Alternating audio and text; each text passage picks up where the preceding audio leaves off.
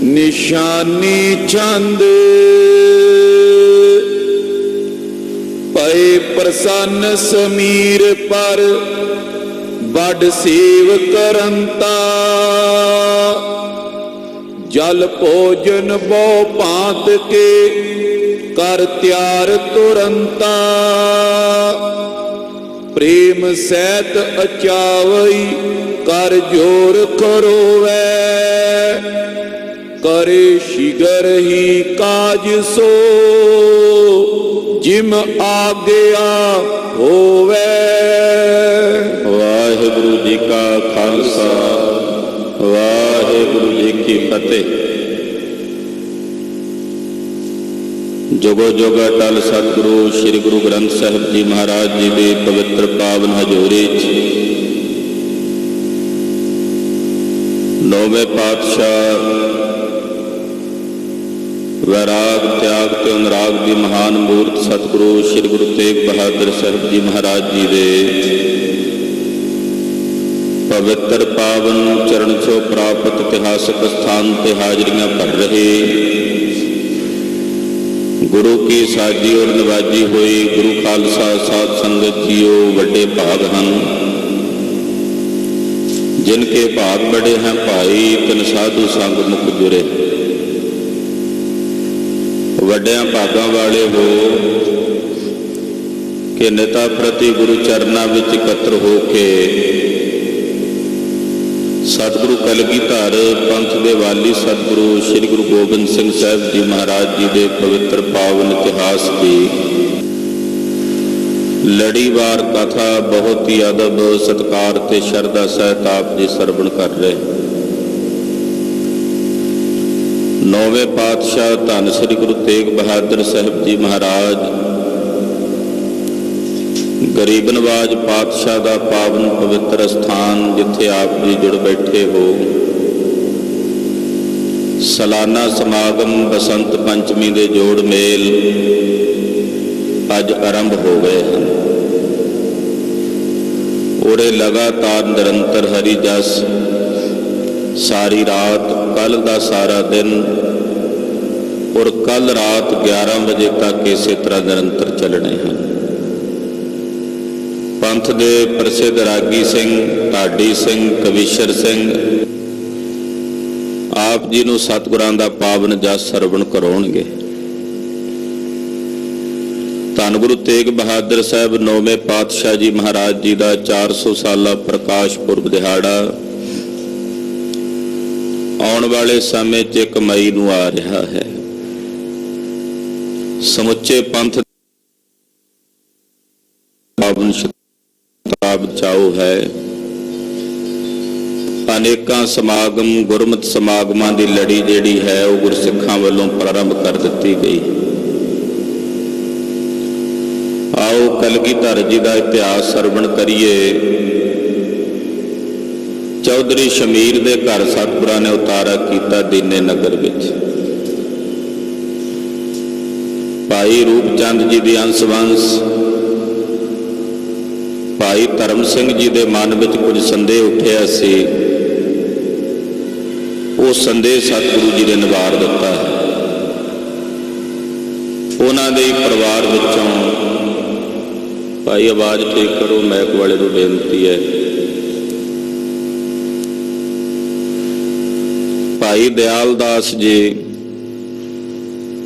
वो कलगीधर जी के चरणों में आए हैं। इन्हां दी अगे अंश वंश विचों ही बाबा गुदड़ सिंह जी महापुरुष होए। उन्हां दा जिक्र भी भाई संतोख सिंह जी ने किया है। कलगीधर स्वामी महाराज दीने नगर दे विच उतरे ने संगतां नूं किरतार्थ कर रहे हैं। आओ कुछ समय लिए अपनियां मन बिरतियां एकागर करिए। कलगीधर जी दे पवित्र चरण कमलों का ध्यान अपने हिरदियां च वसाइए। आप दे जीवन ते रसना दे कल्याण निमित समूह माई भाई आखो जी सतनाम श्री वाहिगुरु साहिब जी। सतनाम श्री वाहिगुरु ਗੁਰੂ ਸਾਹਿਬ ਜੀ। ਨਿਸ਼ਾਨੀ ਛੰਦ ਭਏ ਪ੍ਰਸੰਨ ਸਮੀਰ ਪਰ ਵੱਡ ਸੇਵ ਕਰੰਤਾ। ਚੌਧਰੀ ਸ਼ਮੀਰ ਨੇ ਸਤਿਗੁਰੂ ਕਲਗੀਧਰ ਜੀ ਦੀ ਬੜੀ ਸੇਵਾ ਕੀਤੀ। ਇਹਦੀ ਸੇਵਾ, ਇਹਦੀ ਭਾਵਨਾ ਵੇਖ ਕੇ ਸਤਿਗੁਰੂ ਜੀ ਇਹਦੇ ਤੇ ਬੜੇ ਪ੍ਰਸੰਨ ਨੇ। ਕਲਗੀਧਰ ਜੀ ਸੇਵਾ ਦੇ ਨਾਲ ਭਾਵਨਾ ਕਿਵੇਂ ਹੈ? ਉਹ ਭਾਵਨਾ ਗੁਰੂ ਸਾਹਿਬ ਜੀ ਵਾਸਤੇ ਸ੍ਰੇਸ਼ਟ ਹੈ ਕਿ ਸਿੱਖ ਦੇ ਅੰਦਰ ਭਾਵਨਾ ਕੈਸੀ। ਤੋ ਚੌਧਰੀ ਸ਼ਮੀਰ ਜੀ ਨੇ ਬੜੀ ਭਾਵਨਾ ਨਾਲ ਸਤਿਗੁਰਾਂ ਦੀ ਸੇਵਾ ਕੀਤੀ ਹੈ। ਕਲਗੀਧਰ ਜੀ ਇੱਕ ਦਿਨ ਚੌਧਰੀ ਸ਼ਮੀਰ ਤੇ ਬੜੇ ਪ੍ਰਸੰਨ ਹੋਏ। ਜਲ ਭੋਜਨ ਬੋ ਭਾਂਤ ਕੇ ਕਰ ਤਿਆਰ ਤੁਰੰਤਾ।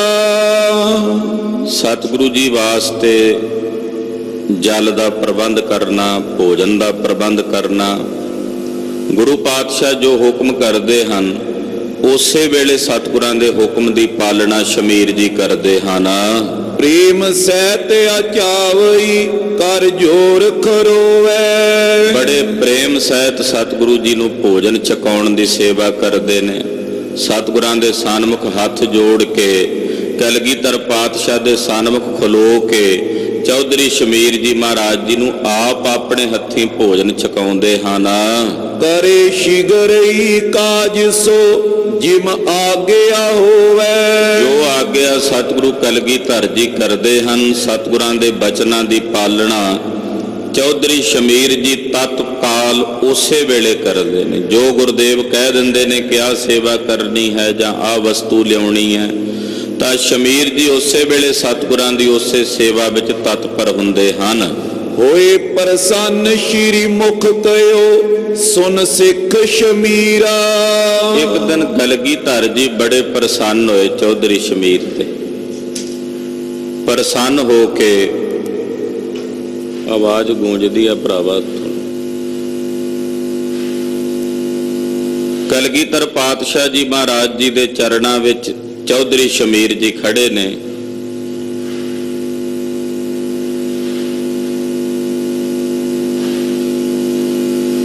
ਗਰੀਬ ਨਵਾਜ ਸਾਹਿਬ ਸੱਚੇ ਪਾਤਸ਼ਾਹ ਜੀ ਨੇ ਚੌਧਰੀ ਸ਼ਮੀਰ ਤੇ ਪ੍ਰਸੰਨਤਾ ਕੀਤੀ ਤੇ ਬਚਨ ਕੀਤਾ। ਕਹਿਣ ਲੱਗੇ, ਦੂਰ ਦੂਰ ਲੋਹਿਆ ਕਨੇ ਥਿਰ ਕਰੋ ਸਧੀਰਾ। ਮਹਾਰਾਜ ਜੀ ਨੇ ਹੁਕਮ ਕੀਤਾ ਕਿ ਘੋੜੇ ਬੇਅੰਤ ਮਹਾਰਾਜ ਜੀ ਦੇ ਚਰਨਾਂ 'ਚ ਸਿੱਖ ਲੈ ਕੇ ਆਏ ਸਨ। ਹੁਕਮ ਹੋਇਆ ਕਿ ਨਾ ਘੋੜਿਆਂ ਨੂੰ ਦੂਰ ਦੂਰ ਪਾਸੇ ਪਾਸੇ ਬੰਨ੍ਹ ਦਿਓ, ਕਿਉਂਕਿ ਘੋੜੇ ਬਹੁਤੇ ਨੇੜੇ ਬੱਧੇ ਹੋਣ ਤੇ ਇੱਕ ਦੂਜੇ ਨਾਲ ਲੜ ਪੈਂਦੇ ਹਨ, ਦੁਲੱਤਾ ਮਾਰਦੇ ਹਨ, ਤੇ ਉਹਨਾਂ ਨੂੰ ਪਾਸੇ ਕਰਕੇ ਥੋੜਾ ਜਿਹਾ ਵਕਫਾ ਪਾ ਕੇ ਘੋੜਿਆਂ ਨੂੰ ਬੰਨ੍ਹ ਦਿਓ। ਦਿਆਲ ਦਾਸ ਪੋਸ਼ਿਸ਼ ਦਈ ਹਮ ਅਗਰ ਚੜਾਈ। ਭਾਈ ਦਿਆਲ ਦਾਸ ਜੀ ਨੇ ਇੱਕ ਬੜੀ ਸੋਹਣੀ ਪੁਸ਼ਾਕ ਸਤਿਗੁਰੂ ਜੀ ਦੇ ਅੱਗੇ ਭੇਟਾ ਕੀਤੀ ਸੀ। ਮਹਾਰਾਜ ਜੀ ਕਹਿੰਦੇ, ਦਿਆਲ ਦਾਸ ਜੀ ਆ ਸੋਹਣੀ ਪੁਸ਼ਾਕ ਸਾਡੇ ਕੋਲ ਲੈ ਕੇ ਆਏ ਹਨ। ਸੋ ਪੈਰੋ ਤਨ ਆਪਨੇ ਸਤਨਾਮ ਅਲਾਈ। ਆਖਿਆ, ਸ਼ਮੀਰ ਜੀ ਇਹ ਪੁਸ਼ਾਕ ਤੁਸੀਂ ਪਾ ਲਓ, ਅਸੀਂ ਆਪਣੇ ਵੱਲੋਂ ਤੁਹਾਨੂੰ ਭੇਟ ਕਰਦੇ ਹਾਂ। ਇਹ ਪੁਸ਼ਾਕ ਤੁਸੀਂ ਆਪਣੇ ਸਰੀਰ ਤੇ ਧਾਰਨ ਕਰ ਲਵੋ। ਜੈ ਲਗ ਕੋਰਾ ਫੇਰ ਲਿਓ ਤੈ ਲਗ ਤੁਮ ਰਾਜੂ। ਤੇ ਘੋੜੇ ਤੇ ਸਵਾਰ ਹੋ ਜਾਓ ਤੇ ਘੋੜਾ ਜਿੱਥੇ ਤੱਕ ਫੇਰ ਕੇ ਆਓਗੇ, ਜਿੱਥੇ ਤੱਕ ਵੀ ਲੈ ਕੇ ਜਾਓਗੇ, ਉੱਥੇ ਤੱਕ ਤੁਹਾਡਾ ਰਾਜ ਕਾਇਮ ਹੋਵੇਗਾ। ਮਹਾਰਾਜ ਇੰਨੇ ਖੁਸ਼ ਨੇ, ਪ੍ਰਸੰਨ ਨੇ ਕਿ ਸ਼ਮੀਰ ਨੂੰ ਰਾਜ ਦੇਣਾ ਚਾਹੁੰਦੇ ਹਨ। ਕਹਿੰਦੇ, ਆ ਪੁਸ਼ਾਕ ਜਿਹੜੀ ਦਿਆਲ ਦਾਸ ਜੀ ਨੇ ਸਾਨੂੰ ਲਿਆ ਕੇ ਭੇਟ ਕੀਤੀ ਹੈ, ਤੁਸੀਂ ਸਰੀਰ ਤੇ ਧਾਰਨ ਕਰ ਲਓ ਔਰ ਘੋੜੇ ਤੇ ਸਵਾਰ ਹੋ ਕੇ ਤੁਸੀਂ ਫਿਰੋ। ਜਿੱਥੇ ਜਿੱਥੇ ਤੱਕ ਘੋੜਾ ਫੇਰ ਕੇ ਆਓਗੇ, ਜਿੱਥੇ ਜਿੱਥੇ ਤੱਕ ਲੈ ਕੇ ਜਾਓਗੇ, ਉੱਥੇ ਤੱਕ ਸ਼ਮੀਰ ਜੀ ਤੁਹਾਡਾ ਰਾਜ ਸਥਾਪਿਤ ਹੋਵੇਗਾ। ਹੋਏ ਭਵਿੱਖਤ ਬੰਸ ਮੈਂ ਬੜ ਰਾਜ ਸਮਾਜੂ। ਔਰ ਤੁਹਾਡੇ ਬੰਸ ਵਿੱਚ ਆਉਣ ਵਾਲੇ ਸਮੇਂ 'ਚੋਂ ਰਾਜ ਸਮਾਜ ਓਨੇ ਇਲਾਕੇ ਦਾ ਹੀ ਪ੍ਰਗਟ ਹੋ ਜਾਏਗਾ ਜਿੱਥੇ ਜਿੱਥੇ ਤੁਸੀਂ ਘੋੜਾ ਫੇਰ ਕੇ ਆਓਗੇ। ਸੁਨ ਸ਼੍ਰੀ ਮੁਖ ਤੇ ਬਾਕ ਕੋ ਘਰ ਨਰ ਮਿਲ ਸਾਰੇ। ਸਤਿਗੁਰੂ ਜੀ ਦੇ ਬਚਨ ਚੌਧਰੀ ਸ਼ਮੀਰ ਨੇ ਸੁਣੇ। ਘਰ ਆ ਕੇ ਆਪਣੇ ਪਰਿਵਾਰ ਦੇ ਬਾਕੀ ਜੀਆਂ ਨੂੰ, ਇਹ 3 ਭਰਾ ਸਨ, ਚੌਧਰੀ ਲਖਮੀਰ, ਤਖਤਮਲ, ਇਹਦਾ ਇੱਕ ਮਾਮਾ ਸੀ ਬੜਾ ਕਲੇਸ਼ੀ, ਉਹ ਵੀ ਇਹਨਾਂ ਦੇ ਘਰ ਹੀ ਰਹਿੰਦਾ ਸੀ, ਕਿਉਂਕਿ ਬਚਪਨ 'ਚ ਇਹਨਾਂ ਦੇ ਮਾਂ-ਬਾਪ ਚਲਾਣੇ ਕਰ ਗਏ ਤੇ ਮਾਮੇ ਨੇ ਪਾਲਿਆ ਸੀ ਇਹਨਾਂ ਨੂੰ। ਉਹਦਾ ਅਹਿਸਾਨ ਮੰਨਦੇ ਸਨ ਵੀ ਇਹਨੇ ਸਾਡੀ ਪਰਵਰਿਸ਼ ਕੀਤੀ ਹੈ। ਉਹ ਵੀ ਘਰ ਵਿੱਚ ਆਪਣੀ ਘਰਵਾਲੀ, ਪਰਿਵਾਰ ਦੇ ਬਾਕੀ ਜਿਹੜੇ ਜੀ ਨੇ, ਉਹਨਾਂ ਨੂੰ ਆ ਕੇ ਭਾਈ ਧਰਮ ਸਿੰਘ ਜੀ ਮਿਲੇ। ਮਸਲਤ ਕੀਨੀ ਬੈਠ ਕੇ ਹੋਏ ਰਾਜ ਉਧਾਰੇ। ਉਹਨਾਂ ਸਾਰਿਆਂ ਨਾਲ ਬਹਿ ਕੇ ਇਹਨੇ ਸਲਾਹ ਕੀਤੀ ਕਿ ਕਲਗੀਧਰ ਜੀ ਨੇ ਇਦਾਂ ਬਚਨ ਕੀਤਾ ਕਿ ਘੋੜੇ ਤੇ ਸਵਾਰ ਹੋ ਕੇ ਜਿੱਥੇ ਜਿੱਥੇ ਘੋੜਾ ਫੇਰੋਗੇ ਉੱਥੇ ਉੱਥੇ ਤਾਈਂ ਤੁਹਾਡਾ ਰਾਜ ਹੋਵੇਗਾ, ਕਿ ਸਤਿਗੁਰੂ ਸੱਚੇ ਪਾਤਸ਼ਾਹ ਸਾਨੂੰ ਰਾਜ ਦੇਣਾ ਚਾਹੁੰਦੇ ਹਨ। ਸਾਡੇ ਤੇ ਬੜੇ ਪ੍ਰਸੰਨ ਨੇ ਕਲਗੀਧਰ ਸੁਆਮੀ ਜੀ। ਮਾਤੁਲ ਤੋ ਸ਼ਮੀਰ ਕੋ ਬੇਮੁਖ ਪੰਜ ਪੀਰੀ। ਇਹਦਾ ਜਿਹੜਾ ਮਾਮਾ ਸੀ ਨਾ ਚੌਧਰੀ ਸ਼ਮੀਰ ਦਾ, ਉਹ ਗੁਰੂ ਪਾਤਸ਼ਾਹ ਤੋਂ ਬੇਮੁਖ ਹੈ ਤੇ ਸਖੀ ਸਰਵਰ ਇੱਕ ਪੰਜ ਪੀਰੀ ਜਿਹੜਾ ਉਹਦਾ ਉਹ ਚੇਲਾ ਸੀ। ਨਗਾਏ ਵਾਲੇ ਪੀਰ ਜਾਂ ਲਾਲਾਂ ਵਾਲੇ ਪੀਰ, ਏਦਾਂ ਕਈ ਪੀਰਾਂ ਦਾ ਉਹ ਪੁਜਾਰੀ ਸੀ। ਉਹ ਗੁਰੂ ਪਾਤਸ਼ਾਹ ਦੀ ਮਹਿਮਾ ਨੂੰ ਨਹੀਂ ਸੀ ਜਾਣਦਾ, ਸਤਿਗੁਰਾਂ ਤੋਂ ਬੇਮੁਖ ਸੀ। ਉਹਨਾਂ ਤੁਰਕਾਂ ਦਾ ਜਾ ਕੇ ਜੂਠਾ ਖਾਣਾ, ਪੀਰਾਂ ਦੇ ਉੱਤੇ ਜਿਹੜੇ ਰੋਟ ਚੜ੍ਹਦੇ ਨੇ, ਸ਼ੀਰਨੀਆਂ ਚੜ੍ਹਦੀਆਂ ਨੇ, ਉੱਥੇ ਜਿਹੜੇ ਮੌਲਵੀ ਵਗੈਰਾ ਹੁੰਦੇ ਨੇ ਉਹ ਜੂਠਾ ਕਰਦੇ ਨੇ ਉਹਨੂੰ। ਉਹ ਜੂਠ ਖਾ ਖਾ ਕੇ ਤੁਰਕਾਂ ਦੀ ਇਹਦੀ ਮੱਤ ਜਿਹੜੀ ਸੀ ਉਹ ਭ੍ਰਸ਼ਟ ਹੋ ਗਈ ਸੀ ਇਹਦੇ ਮਾਮੇ ਦੀ, ਕਿਉਂਕਿ ਜਿਸ ਦੀ ਜਿਹੋ ਜੀ ਜੂਠ ਖਾਈ ਜਾਂਦੀ ਹੈ, ਇਹ ਵੀ ਮੰਨਿਆ ਜਾਂਦਾ ਹੈ ਕਿ ਜਿਸ ਦੀ ਜੂਠ ਖਾਧੀ ਜਾਂਦੀ ਹੈ ਉਹਦਾ ਅਸਰ ਦਿਲ ਤੇ ਦਿਮਾਗ ਤੇ ਸੁਰਤੀ ਤੇ ਹੁੰਦਾ ਹੈ। ਤੋ ਇਹਨੇ ਜਾ ਕੇ ਉਹ ਪੀਰਾਂ ਦੇ ਉੱਤੇ, ਮਜ਼ਾਰਾਂ ਤੇ ਜਾ ਕੇ ਉਹਨਾਂ ਦੀਆਂ ਸ਼ੀਰਨੀਆਂ ਜੂਠੀਆਂ ਖਾਣੀਆਂ, ਉਹਨਾਂ ਦੇ ਰੋਟ ਖਾਣੇ। ਇਹਦੀ ਮੱਤ ਵੀ ਉਦਾਂ ਦੀ ਹੋ ਗਈ ਸੀ। ਕਲਗੀਧਰ ਪਾਤਸ਼ਾਹ ਜੀ ਮਹਾਰਾਜ ਜੀ ਦੀ ਮਹਿਮਾ ਤੋਂ ਅਣਜਾਣ ਹੈ। ਇਹ ਬੇਮੁਖ ਜਿਹੜਾ ਚੌਧਰੀ ਸ਼ਮੀਰ ਦਾ ਮਾਮਾ, ਇਹ ਵੀ ਕੋਲ ਬੈਠਾ ਸੁਣਦਾ ਸੀ। ਮਾਨੇ ਤਿਸ ਕੇ ਕਹੇ ਕੋ ਪ੍ਰਾਤ ਤ੍ਰੈ ਤੀਰੀ। ਇਹਦੇ ਜਿਹੜੇ 3 ਭਰਾ ਨੇ ਆਪਣੇ ਮਾਮੇ ਦਾ ਕਹਿਣਾ ਮੰਨਦੇ ਸੀ, ਉਹਦੇ ਆਖੇ ਲੱਗਦੇ ਸਨ, ਕਿਉਂਕਿ ਉਹਦਾ ਪਿਤਾ ਵਾਂਗੂ ਸਤਿਕਾਰ ਕਰਦੇ ਨੇ ਘਰ ਵਿੱਚ। ਸੋ ਬੋਲਿਓ ਤੁਮ ਕਿਆ ਭਇਓ ਜਾਨਤ। ਉਸ ਵਕਤ ਕਿਉਂਕਿ ਉਹਦਾ ਪਿਓ ਵਾਂਗੂ ਸਤਿਕਾਰ ਤਾਂ ਕਰਦੇ ਕਿਉਂਕਿ ਉਹਨੇ ਪਾਲਿਆ ਸੀ ਇਹਨਾਂ ਨੂੰ ਛੋਟੇ ਹੁੰਦਿਆਂ ਨੂੰ। ਇਹਨਾਂ ਦੇ ਮਾਤਾ ਪਿਤਾ ਚਲਾਣਾ ਕਰ ਗਏ ਸਨ ਛੇਤੀ, ਤੇ ਉਹ ਪਰਿਵਾਰ ਦੇ ਵਿੱਚ ਜ਼ਿੰਮੇਵਾਰੀ ਉਹਨੇ ਸੰਭਾਲੀ ਸੀ। ਤੋ ਇਹਦਾ ਜਿਹੜਾ ਮਾਮਾ ਸੀ ਉਹ ਬੋਲਿਆ ਉਸੇ ਵੇਲੇ ਚੌਧਰੀ ਸ਼ਮੀਰ ਦੇ ਬੋਲ ਸੁਣ ਕੇ, ਕਹਿਣ ਲੱਗਾ, ਉਹ ਤੁਹਾਡੀ ਮੱਤ ਤੇ ਪੜਦਾ ਪੈ ਗਿਆ, ਇਹ ਤੁਸੀਂ ਕਿੱਦਾਂ ਦੀਆਂ ਗੱਲਾਂ ਕਰਦੇ ਹੋ? ਘਰ ਸਮਾਜ ਸੁਤ ਆਦ ਸਭ ਬਿਨ ਸੇ ਗੁਰਦੇਵਾ। ਅਸੀਂ ਲਾਲਾਂ ਵਾਲੇ ਪੀਰ ਦੇ ਚੇਲੇ ਹਾਂ ਤੇ ਤੂੰ ਉਸ ਗੁਰੂ ਦੀ ਗੱਲ ਕਰ ਰਿਹਾ ਵੀ ਉਹ ਤੁਹਾਨੂੰ ਰਾਜ ਦੇਣਾ ਚਾਹੁੰਦੇ ਨੇ, ਕਿ ਜਿੱਥੇ ਜਿੱਥੇ ਘੋੜਾ ਫੇਰੋਗੇ ਤੁਹਾਡਾ ਰਾਜ ਹੋਵੇਗਾ। ਉਹ ਗੁਰੂ ਦੀ ਗੱਲ ਤੇ ਯਕੀਨ ਕਰ ਰਹੇ ਹੋ ਜਿਹਦਾ ਆਪਣਾ ਘਰ ਘਾਟ, ਪੁੱਤਰ, ਪਰਿਵਾਰ ਸਾਰਾ ਕੁਝ ਬਿਨਸ ਗਿਆ, ਉਹ ਤੁਹਾਨੂੰ ਕੀ ਰਾਜ ਦੇਵੇਗਾ? ਏਦਾਂ ਇਹਨੇ ਸ਼ੰਕਾ ਕੀਤਾ, ਏਦਾਂ ਦੀ ਤਰਕ ਕੀਤੀ। ਉਹ ਤੁਹਾਨੂੰ ਕੀ ਰਾਜ ਦੇਣਗੇ ਜਿਨ੍ਹਾਂ ਦਾ ਆਪਣਾ ਪਰਿਵਾਰ, ਰਾਜ ਭਾਗ ਜੋ ਉਹਨਾਂ ਦਾ ਆਪਣਾ ਸੀ ਸਭ ਕੁਝ ਬਿਨਸ ਗਿਆ। ਮੁਖ ਆਇਓ ਬੋਲਤ ਰਹੇ ਤੁਮ ਸਾਚ ਪਛਾਨੋ। ਉਹਨਾਂ ਦੇ ਮੂੰਹ ਵਿੱਚ ਜੋ ਆਉਂਦਾ ਉਹ ਬੋਲ ਦਿੰਦੇ ਨੇ, ਤੁਸੀਂ ਸੱਚ ਮੰਨ ਲੈਂਦੇ ਹੋ। ਉਹਨਾਂ ਦੇ ਮੂੰਹ ਵਿੱਚ ਜੋ ਆਉਂਦਾ ਉਹ ਬੋਲ ਦਿੰਦੇ ਨੇ ਔਰ ਤੁਸੀਂ ਉਹਨੂੰ ਸੱਚ ਮੰਨ ਲੈਂਦੇ ਹੋ। ਰਾਜ ਕੌਣ ਸੋ ਦੇਤੇ ਕਿਆ ਟਿਗ ਤਿਨ ਜਾਨੋ। ਉਹ ਕੀ ਰਾਜ ਦੇਣਗੇ ਤੁਹਾਨੂੰ? ਉਹਨਾਂ ਕੋਲ ਹੈ ਕੀ ਹੈ ਇਸ ਵੇਲੇ? ਰੜੇ ਤੇ ਇੱਕ ਪ੍ਰਕਾਰ ਨਾਲ ਬੈਠੇ ਨੇ, ਸਾਰਾ ਕੁਝ ਲੁਟਾ ਕੇ ਆ ਗਏ ਨੇ, ਕੁਝ ਵੀ ਉਹਨਾਂ ਦੇ ਕੋਲ ਨਹੀਂ। ਤੇ ਐ ਸ਼ਮੀਰ ਉਹ ਤੁਹਾਨੂੰ ਕੀ ਰਾਜ ਦੇਣਗੇ? ਉਹਨਾਂ ਕੋਲ ਹੈ ਕੀ ਹੈ ਜਿਹੜਾ ਉਹ ਤੁਹਾਨੂੰ ਦੇਣਗੇ? ਸੁਨ ਬੋਲਿਓ ਲਖਮੀਰ ਤਬ ਜੇ ਕਹਿਓ ਨਾ ਮਾਨੇ। ਨਾਲ ਇਹਦਾ ਦੂਜਾ ਭਰਾ ਬੈਠਾ ਸੀ ਸ਼ਮੀਰ ਦਾ, ਉਹਦਾ ਨਾਂ ਸੀ ਲਖਮੀਰ। ਉਹ ਕੋਲੋਂ ਬੋਲਿਆ, ਕਹਿੰਦਾ ਵੀ ਜੇ ਅਸੀਂ ਗੁਰੂ ਸਾਹਿਬ ਜੀ ਦਾ ਬਚਨ ਨਾ ਮੰਨਿਆ, ਉਹਨਾਂ ਨੇ ਬਚਨ ਕੀਤਾ ਹੈ, ਤੇ ਜੇ ਉਹਨਾਂ ਦਾ ਬਚਨ ਅਸੀਂ ਨਾ ਮੰਨਿਆ, ਹਿਰਦੈ ਕ੍ਰੋਧ ਕਰ ਗੁਰ ਬਹੁਰ ਕੁਛ ਸਰਾਪ ਬਖਾਨੇ। ਕਿਤੇ ਐਸਾ ਨਾ ਹੋਵੇ ਕਿ ਸਤਿਗੁਰੂ ਜੀ ਬੀ ਰਸ ਵਿੱਚ ਆ ਜਾਣ ਵੀ ਸਾਡੀ ਗੱਲ ਨਹੀਂ ਮੰਨੀ ਇਹਨਾਂ ਨੇ, ਤੇ ਅੱਗੋਂ ਕੋਈ ਹੋਰ ਉਹ ਬਚਨ ਕਰ ਦੇਣ ਕਠੋਰ, ਸਰਾਪ ਦੇ ਦੇਣ, ਕਿਉਂਕਿ ਗੁਰੂ ਸਾਹਿਬ ਦੇ ਬਚਨ ਪੂਰੇ ਹੁੰਦੇ ਹਨ। ਤਖਤ ਮਲ ਤੀਸਰ ਕਏ ਕਰ ਸੇਵ ਉਤਾਰੇ। ਤਖਤ ਮਲ ਤੀਜਾ ਭਰਾ ਸੀ, ਉਹ ਬੋਲਿਆ, ਕਹਿੰਦਾ ਆਪਾਂ ਸਤਿਗੁਰਾਂ ਦੀ ਸੇਵਾ ਕਰ ਰਹੇ ਹਾਂ, ਉਹਨਾਂ ਨੂੰ ਆਪਣੇ ਘਰ ਵਿੱਚ ਉਤਾਰਿਆ ਹੈ। ਲਾਭ ਲੈਨ ਕਿਤੋਂ ਰਹੇ ਹੋਏ ਹਾਨ ਹਮਾਰੇ। ਕਿਤੇ ਐਸਾ ਨਾ ਹੋਵੇ ਕਿ ਆਪਾਂ ਸੇਵਾ ਲਾਭ ਵਾਸਤੇ ਕਰ ਰਹੇ ਹਾਂ ਤੇ ਉਹਨਾਂ ਦਾ ਜੇ ਬਚਨ ਨਾ ਮੰਨਿਆ ਤੇ ਆਪਣਾ ਨੁਕਸਾਨ ਹੋ ਜਾਏ।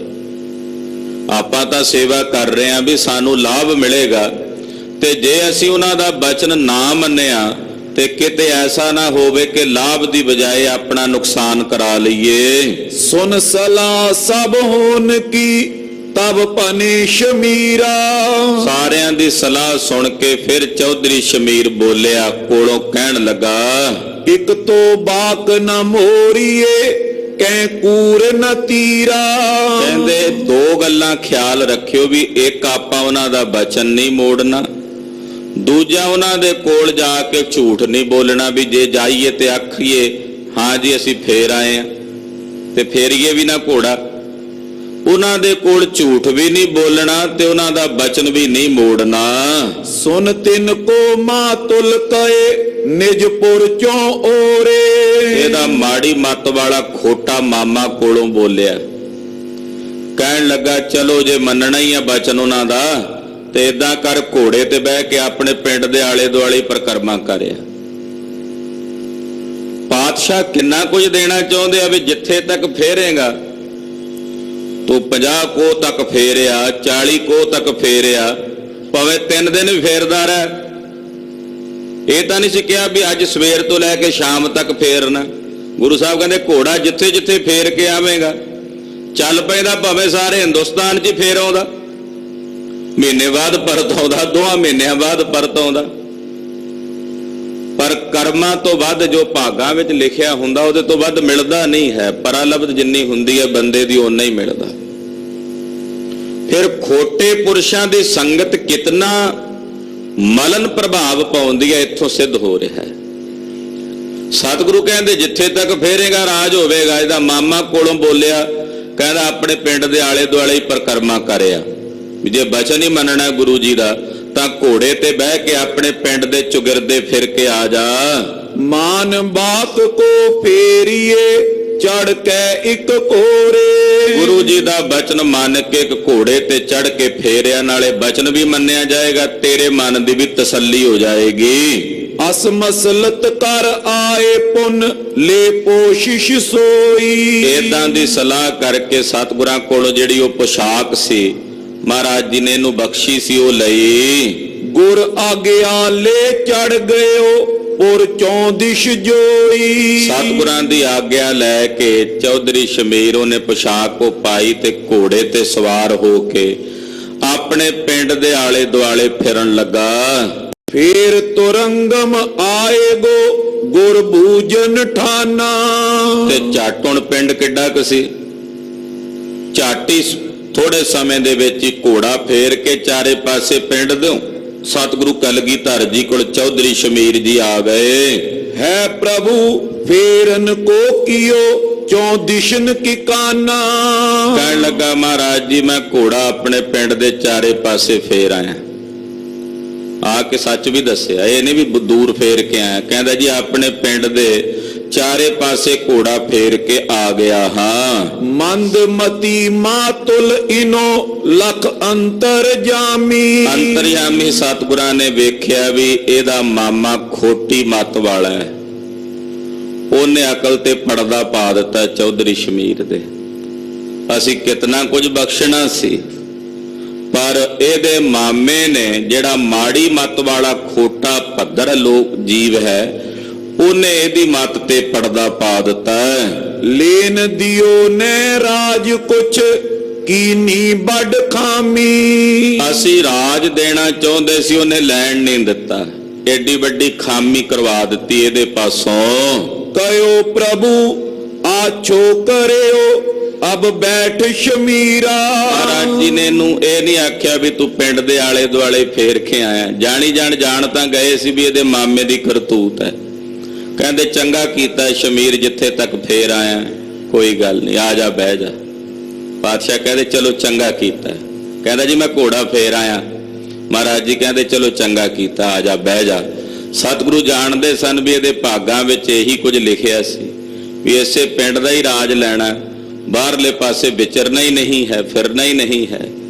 ਤੂੰ ਇੱਥੇ ਤੱਕ ਹੀ ਸੀਮਤ ਰਹੋਗੇ। ਸੁਨ ਕਰ ਬੈਠੇ ਨਿਕਟੋਏ ਸੰਗੀ ਲਖਮੀਰਾ। ਚੌਧਰੀ ਸ਼ਮੀਰ ਜੀ ਮਹਾਰਾਜ ਜੀ ਕੋਲ ਆ ਕੇ ਬਹਿ ਗਏ ਸਤਿਗੁਰਾਂ ਦੇ ਨਾਲ, ਤੇ ਇਹਨਾਂ ਦਾ ਇਹ ਭਰਾ ਸੀ ਲਖਮੀਰ, ਉਹ ਵੀ ਆ ਕੇ ਬਹਿ ਗਿਆ। ਸੇਵਕ ਆਪਣਾ ਜਾਨ ਕਰ ਕਰੁਣਾ ਬੋਠਾਨੇ। ਪਰ ਸਤਿਗੁਰੂ ਖੁਸ਼ ਬੜੇ ਨੇ ਸ਼ਮੀਰ ਤੇ। ਮਹਾਰਾਜ ਜੀ ਆਪਣਾ ਸੇਵਕ ਜਾਣ ਕੇ ਨਾ ਇਹਦੇ ਤੇ ਬੜੀ ਕਿਰਪਾ ਕਰਦੇ ਕਿ ਚੌਧਰੀ ਸ਼ਮੀਰ ਦੀ ਜੇ ਕਾਲਣਾ ਦੀ ਗੱਲ ਕਰੀਏ, ਮੈਂ ਕੱਲ ਵੀ ਬੇਨਤੀ ਕੀਤੀ ਸੀ ਕਿ ਲੱਖਾਂ ਸਿਪਾਹੀ ਲੱਭਦੇ ਫਿਰਦੇ ਸੀ। ਸਮੇਂ ਦਾ ਬਾਦਸ਼ਾਹ ਔਰੰਗਜ਼ੇਬ ਹੈ, ਉਹ ਗੁਰੂ ਸਾਹਿਬ ਦਾ ਵਿਰੋਧੀ ਹੈ। ਸਤਿਗੁਰਾਂ ਨੂੰ ਆਪਣੇ ਘਰ ਦੇ ਵਿੱਚ ਉਤਾਰਾ ਦੇ ਕੇ ਕਿੱਡੀ ਵੱਡੀ ਦਲੇਰੀ ਦੀ ਬਾਤ ਸੀ ਇਹ ਚੌਧਰੀ ਸ਼ਮੀਰ ਵਾਸਤੇ। ਫਿਰ ਸੇਵਾ ਬੜੀ, ਇੱਕ ਝੂਠ ਨਹੀਂ ਬੋਲਿਆ ਇਹਨੇ ਸਤਿਗੁਰਾਂ ਦੇ ਸਾਹਮਣੇ ਕਦੇ, ਬਚਨ ਵੀ ਮੰਨਿਆ ਹੈ। ਪਰ ਉਹ ਗੱਲ ਵੱਖਰੀ ਹੈ ਕਿ ਮਾਮੇ ਨੇ ਕਹਿ ਦਿੱਤਾ ਵੀ ਪਿੰਡ ਦੇ ਆਲੇ ਦੁਆਲੇ ਫੇਰ ਲੈ। ਸਤਿਗੁਰੂ ਜੀ ਬੜੇ ਖੁਸ਼ ਨੇ ਚੌਧਰੀ ਸ਼ਮੀਰ ਤੇ। ਇਹਦਾ ਭਰਾ ਲਖਮੀਰ ਕੋਲ ਬੈਠਾ ਹੈ, ਸ਼ਮੀਰ ਵੀ ਸਤਿਗੁਰਾਂ ਦੇ ਪਾਸ ਬੈਠਾ ਹੈ। ਪ੍ਰਥਮ ਪਿਤਾ ਮੇ ਸੇਵ ਕਰ ਹਿਤਕਾਰੀ ਮਾਨੇ। ਮਹਾਰਾਜ ਜੀ ਇਸ ਕਰਕੇ ਵੀ ਸਤਿਕਾਰ ਕਰਦੇ ਨੇ ਵੀ ਇਹਦੇ ਦਾਦਾ ਜੀ ਨੇ ਸਾਡੇ ਦਾਦਾ ਜੀ ਦੀ ਬੜੀ ਸੇਵਾ ਕੀਤੀ, ਗੁਰੂ ਹਰਗੋਬਿੰਦ ਸਾਹਿਬ ਦੀ। ਇਹਦੇ ਦਾਦਾ ਜੀ ਜੋਧ ਰਾਏ ਸਨ, ਉਹ ਵੀ ਦਲੇਰ ਸਨ। ਸਮੇਂ ਦੇ ਬਾਦਸ਼ਾਹ ਦੀਆਂ ਫੌਜਾਂ ਨਾਲ ਟਕਰਾਏ ਗੁਰੂ ਹਰਗੋਬਿੰਦ ਸਾਹਿਬ ਦੇ ਨਾਲ ਹੋ ਕੇ। ਤੇ ਪਿਤਾ ਪੁਰਖੀ ਇਹ ਗੁਰੂ ਘਰ ਦੇ ਸੇਵਕ ਨੇ, ਇਸ ਕਰਕੇ ਵੀ ਸਤਿਗੁਰੂ ਜੀ ਇਹਨਾਂ ਨੂੰ ਬੜਾ ਮਾਣ ਦਿੰਦੇ ਨੇ, ਸਤਿਕਾਰ ਦਿੰਦੇ ਨੇ। ਕਲਗੀਧਰ ਜੀ ਦੋਹਰਾ ਇਸ ਪ੍ਰਕਾਰ ਬੀਤੇ ਦਿਵਸ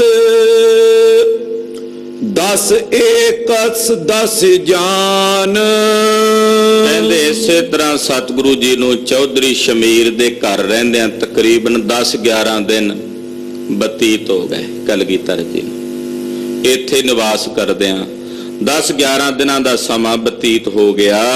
ਨਾਨਾ ਭੋਜਨ ਕੋ ਕਰੇ ਅਚਵਾਵੇਂ ਹਿਤ ਠਾਨ। ਨਾਨਾ ਪ੍ਰਕਾਰ ਦੇ ਭੋਜਨ ਤਿਆਰ ਕਰਕੇ ਚੌਧਰੀ ਸ਼ਮੀਰ ਜੀ ਮਹਾਰਾਜ ਜੀ ਨੂੰ ਛਕਾਉਂਦੇ ਹਨ। ਹੋਰ ਵੀ ਕਈ ਗੁਰਸਿੱਖ ਕਈ ਵਾਰੀ ਭੋਜਨ ਤਿਆਰ ਕਰਕੇ ਲੈ ਆਉਂਦੇ। ਉਧਰੋਂ ਭਾਈ ਰੂਪ ਚੰਦ ਜੀ ਦੇ ਪਰਿਵਾਰ ਚੋਂ ਧਰਮ ਸਿੰਘ ਜੀ, ਦਿਆਲ ਦਾਸ ਜੀ ਕਦੇ ਉਹ ਪ੍ਰਸ਼ਾਦਾ ਤਿਆਰ ਕਰਕੇ ਲੈ ਆਉਂਦੇ ਔਰ ਕਲਗੀਧਰ ਪਾਤਸ਼ਾਹ ਨੂੰ ਭੋਜਨ ਛਕਾ ਕੇ ਖੁਸ਼ੀ ਲੈਂਦੇ ਹਨ। ਨਿਸ਼ਾਨੀ ਚੰਦ ਇੱਕ ਦਿਨ ਕਰਿਓ ਆਹਾਰ ਸ਼ੁਭ ਧਰ ਥਾਰ ਮਝਾਰੇ। ਇੱਕ ਦਿਨ ਕਲਗੀਧਰ ਜੀ ਦੇ ਸਾਹਮਣੇ ਥਾਲ ਪਿਆ ਤੇ ਸਤਿਗੁਰੂ ਭੋਜਨ ਛਕ ਰਹੇ ਨੇ। ਬੜਾ ਸੁੰਦਰ ਸਵਾਦੀ ਭੋਜਨ ਸੇਵਾਦਾਰਾਂ ਨੇ ਚੌਧਰੀ ਸ਼ਮੀਰ ਜੀ ਹੋਣਾ ਨੇ ਤਿਆਰ ਕੀਤਾ। ਸਤਿਗੁਰੂ ਜੀ ਛਕ ਰਹੇ ਨੇ। ਕਰਿਓ ਪਰੋਸਨ ਤਵ ਪਲੇ ਤਰ ਗੁਰੂ ਆਗਾਰੇ। ਸਤਿਗੁਰੂ ਜੀ ਅੱਗੇ ਥਾਲ ਸਜਾ ਕੇ ਸਤਿਗੁਰਾਂ ਦੀ ਆਗਿਆ ਪ੍ਰਾਪਤ ਕਰਕੇ ਉਹਦੇ ਵਿੱਚ ਭੋਜਨ ਪਰੋਸਿਆ। ਥਿਰਿਓ ਸ਼ਮੀਰਾ ਨਿਕਟ ਤਬ ਪ੍ਰਭ ਅਚਨ ਕਰਨ ਤੇ। ਸ਼ਮੀਰ ਜੀ ਸਤਿਗੁਰਾਂ ਦੇ ਕੋਲ ਹੀ ਬੈਠ ਗਏ। ਕਲਗੀਧਰ ਪਾਤਸ਼ਾਹ ਜੀ ਭੋਜਨ ਛਕ ਰਹੇ ਨੇ, ਪਲੰਗੇ ਤੇ ਸਜੇ ਨੇ। ਇਹ ਥੱਲੇ ਪੁੰਜਿਆ ਮਹਾਰਾਜ ਜੀ ਦੇ ਚਰਨਾਂ ਵਿੱਚ ਬੈਠ ਗਿਆ। ਨੀਰ ਕਟੋਰਾ ਦੇਤ ਭਰ ਲੈ ਪਾਨ ਪਿਵੰਤੇ। ਪਾਣੀ ਦਾ ਜਲ ਦਾ ਕਟੋਰਾ ਭਰ ਕੇ ਸਤਿਗੁਰੂ ਜੀ ਆਪਣੇ ਹੱਥਾਂ 'ਚ ਲੈ ਕੇ ਜਲ ਛਕ ਰਹੇ ਨੇ ਭੋਜਨ ਨਾਲ। ਤ੍ਰਿਪਤ ਹੋਏ ਸਤਿਗੁਰ ਰਾਏ ਨਿਜ ਬਿਨੇ ਬਖਾਨੀ। ਔਰ ਜਲ ਦਾ ਕਟੋਰਾ ਭੋਜਨ ਦੇ ਨਾਲ ਛਕ ਕੇ ਸਤਿਗੁਰੂ ਜੀ ਤ੍ਰਿਪਤ ਹੋ ਗਏ। ਤੇ ਪਰ ਥਾਲ ਵਿੱਚ ਥੋੜਾ ਜਿਹਾ ਭੋਜਨ ਵੱਧ ਗਿਆ। ਹਾਂਜੀ, दीजे सीत प्रसाद निज हम कर हैं खानी। ਚੌਧਰੀ ਸ਼ਮੀਰ ਨੇ ਵੇਖਿਆ ਵੀ ਪ੍ਰਸ਼ਾਦ ਮਹਾਰਾਜ ਜੀ ਦਾ ਵੱਧ ਗਿਆ ਹੈ ਥਾਲ ਵਿੱਚ।